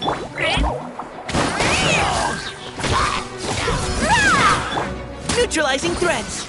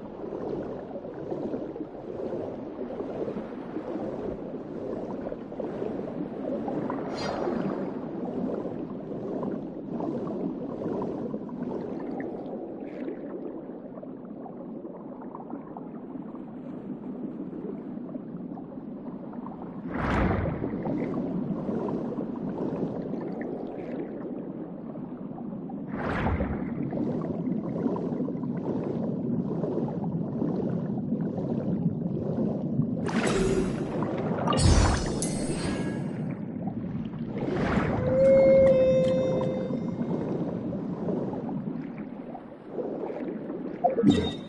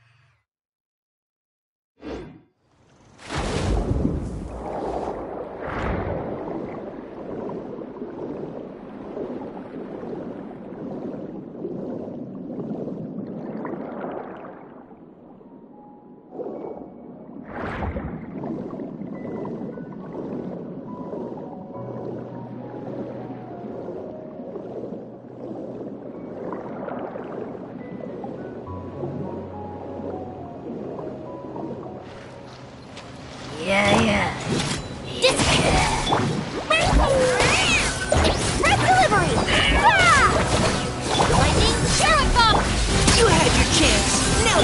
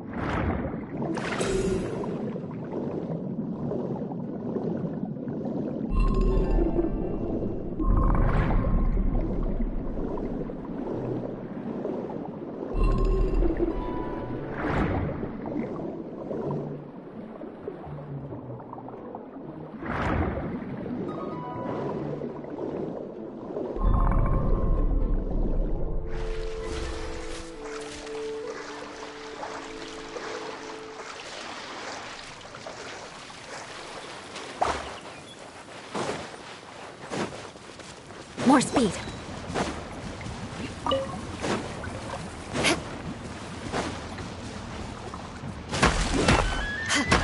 Beg for mercy. Yeah.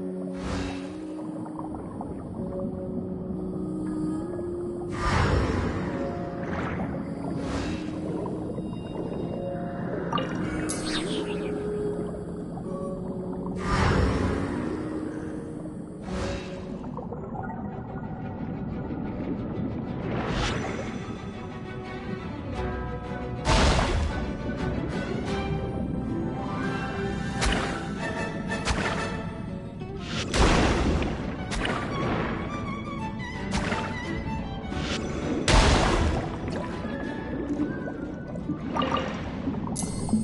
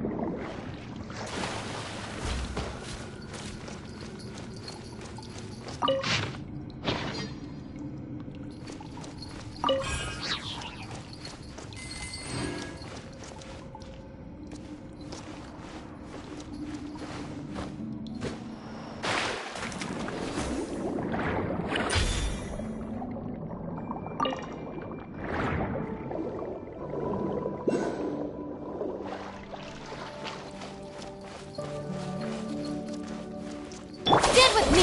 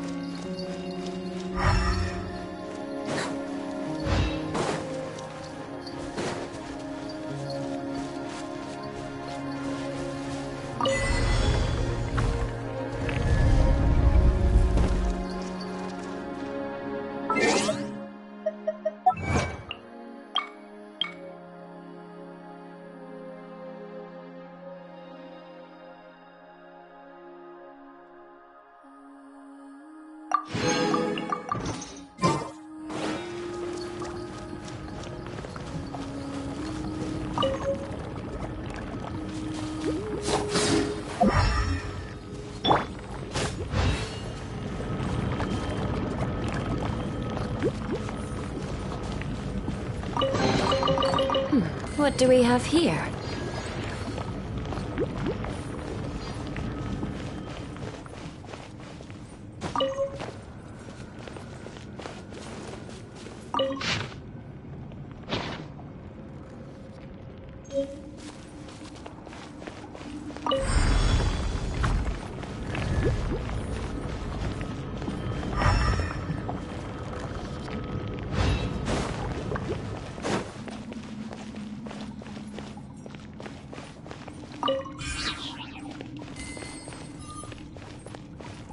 More speed.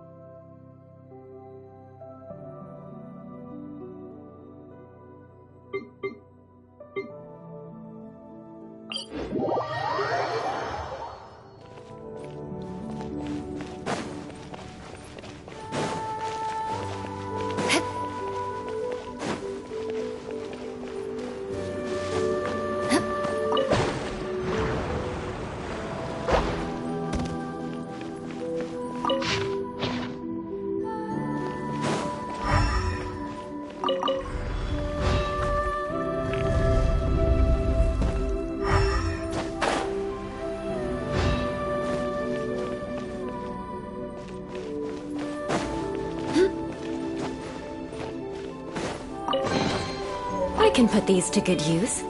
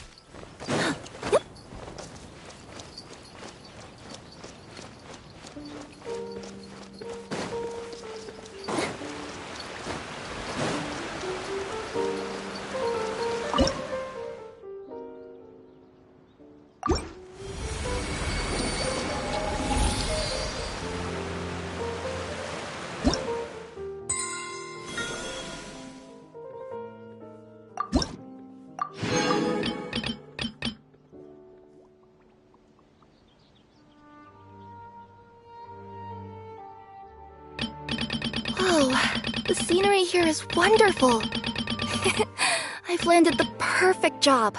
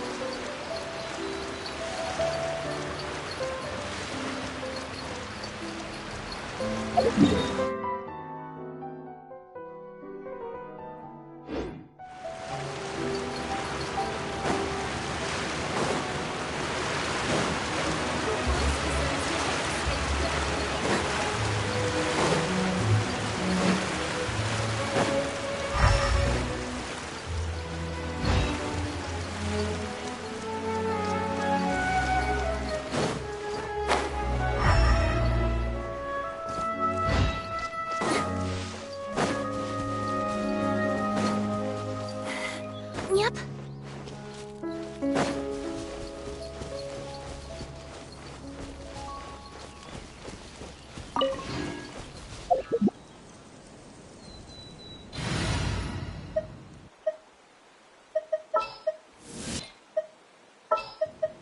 Take heart.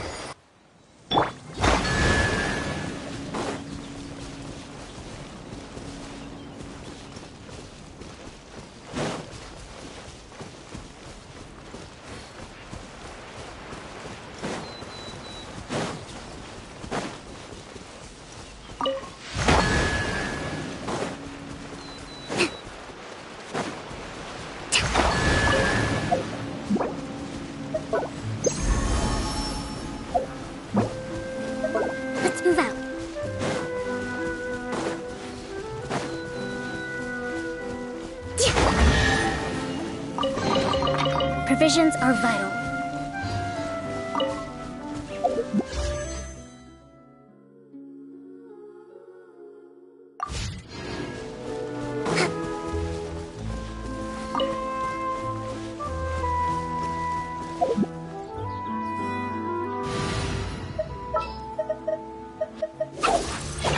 What'd they do this time?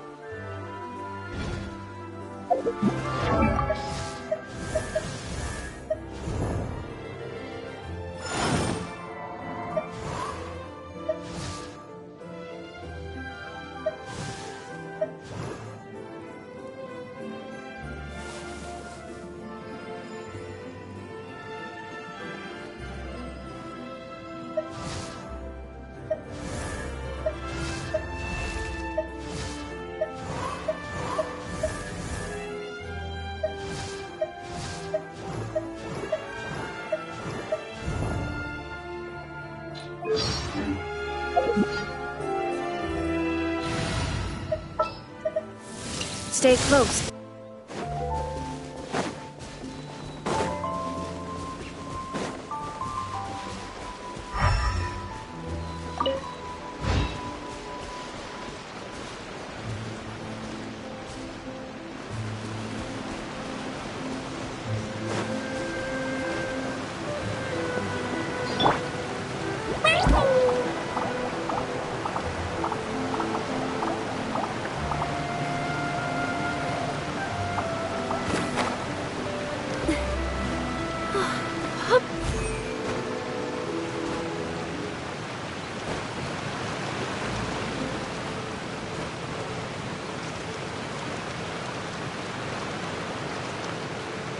Yep.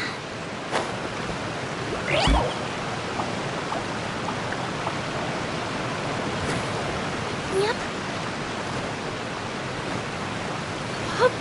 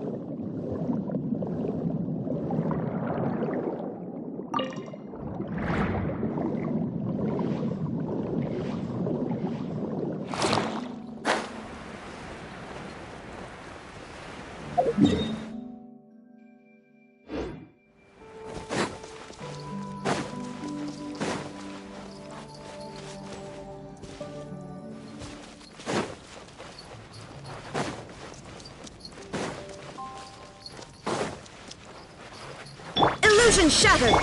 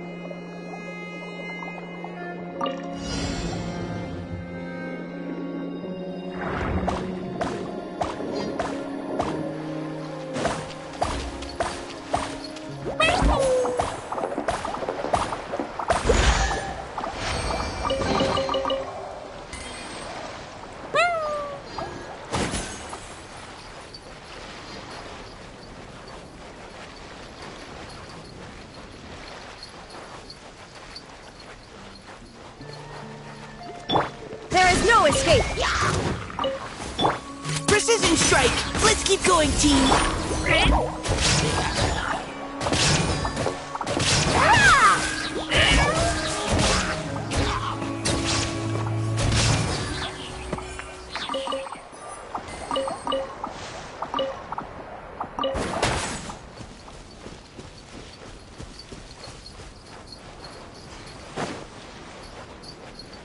Illusion shattered!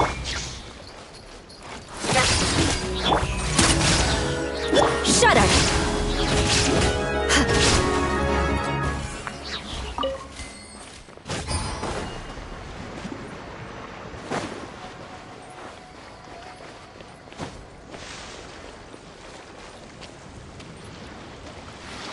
More speed.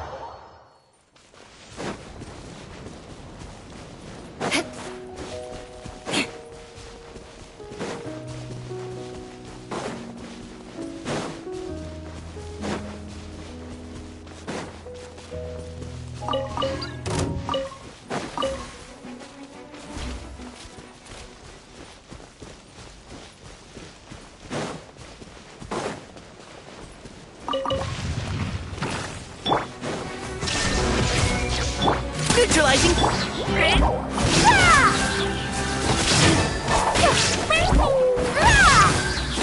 Beg for mercy.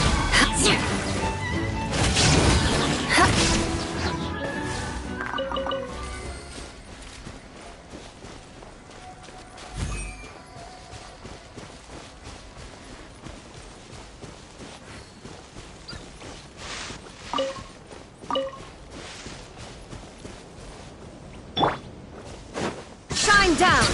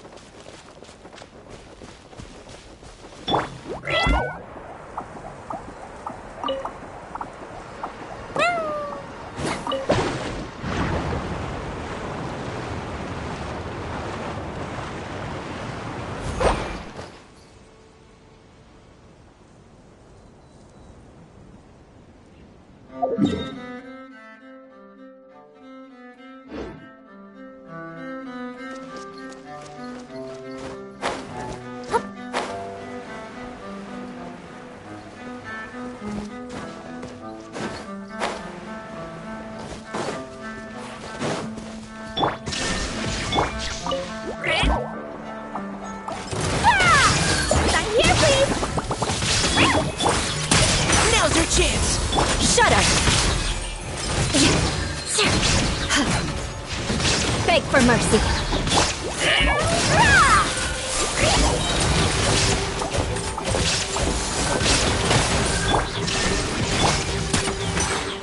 Crush!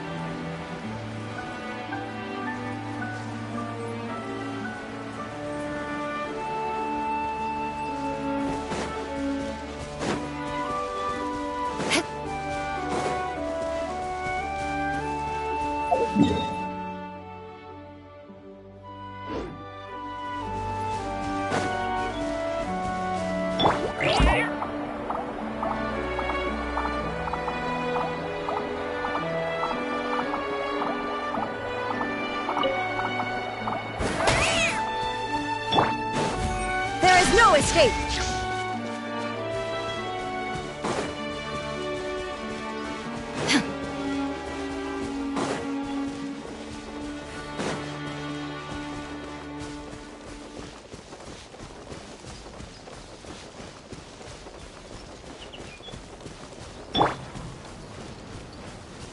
Illusion shattered!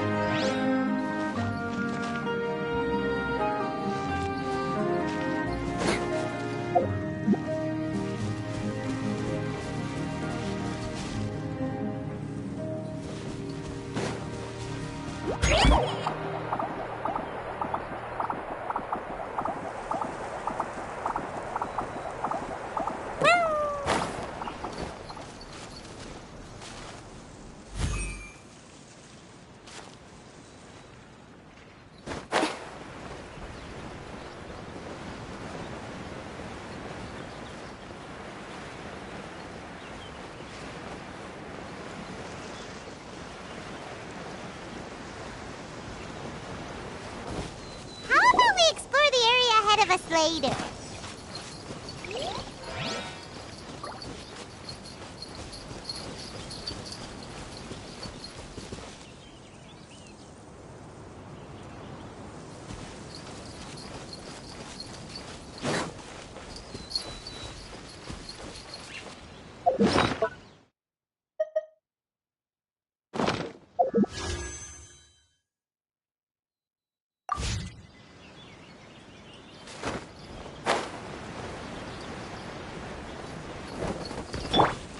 Shine down!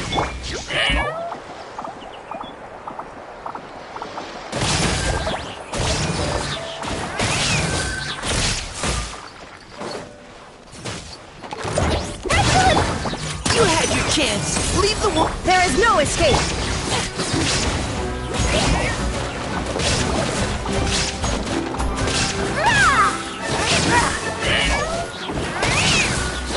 Beg for mercy. Neutralizing threats. Illusion shattered.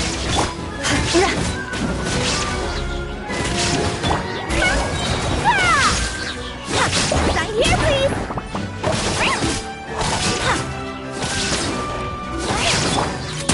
Let's keep going, team. Shine down!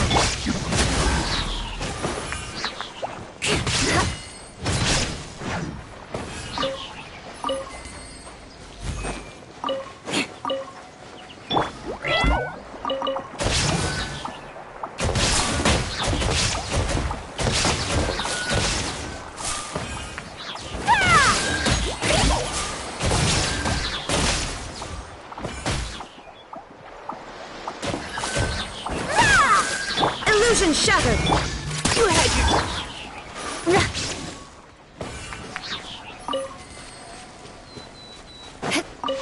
More speed.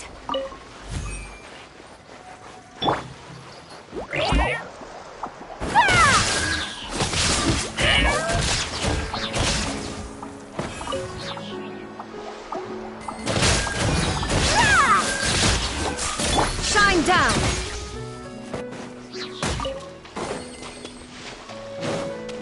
Neutralizing threats.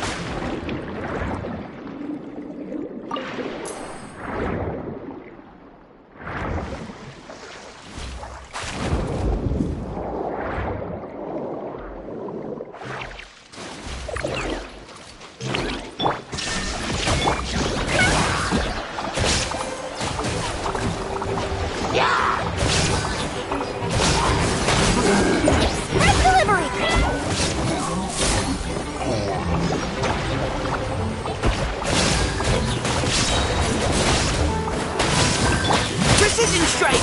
Now to crush! There is no escape! Sign here, please!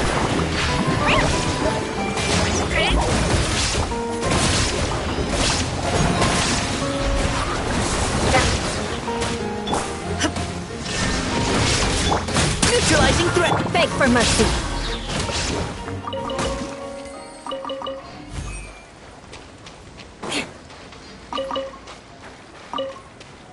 More speed.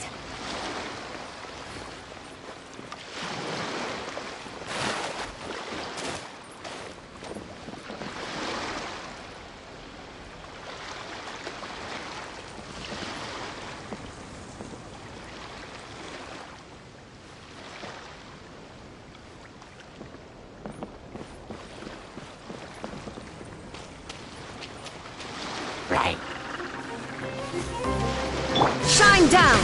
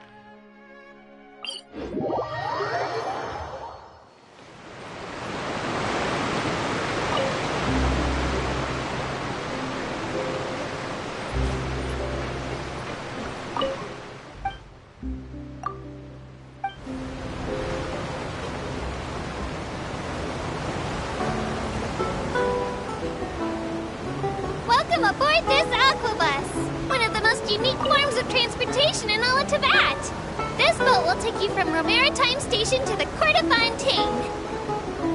Normally, this line doesn't have many passengers, so you have your pick of the best seats.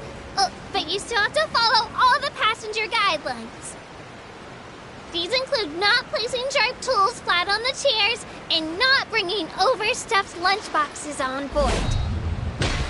We've had quarrels break out between passengers over things like that. Some even escalated into private brawls. Of course, Fontaine's rules state that if you want to fight, apply for a duel.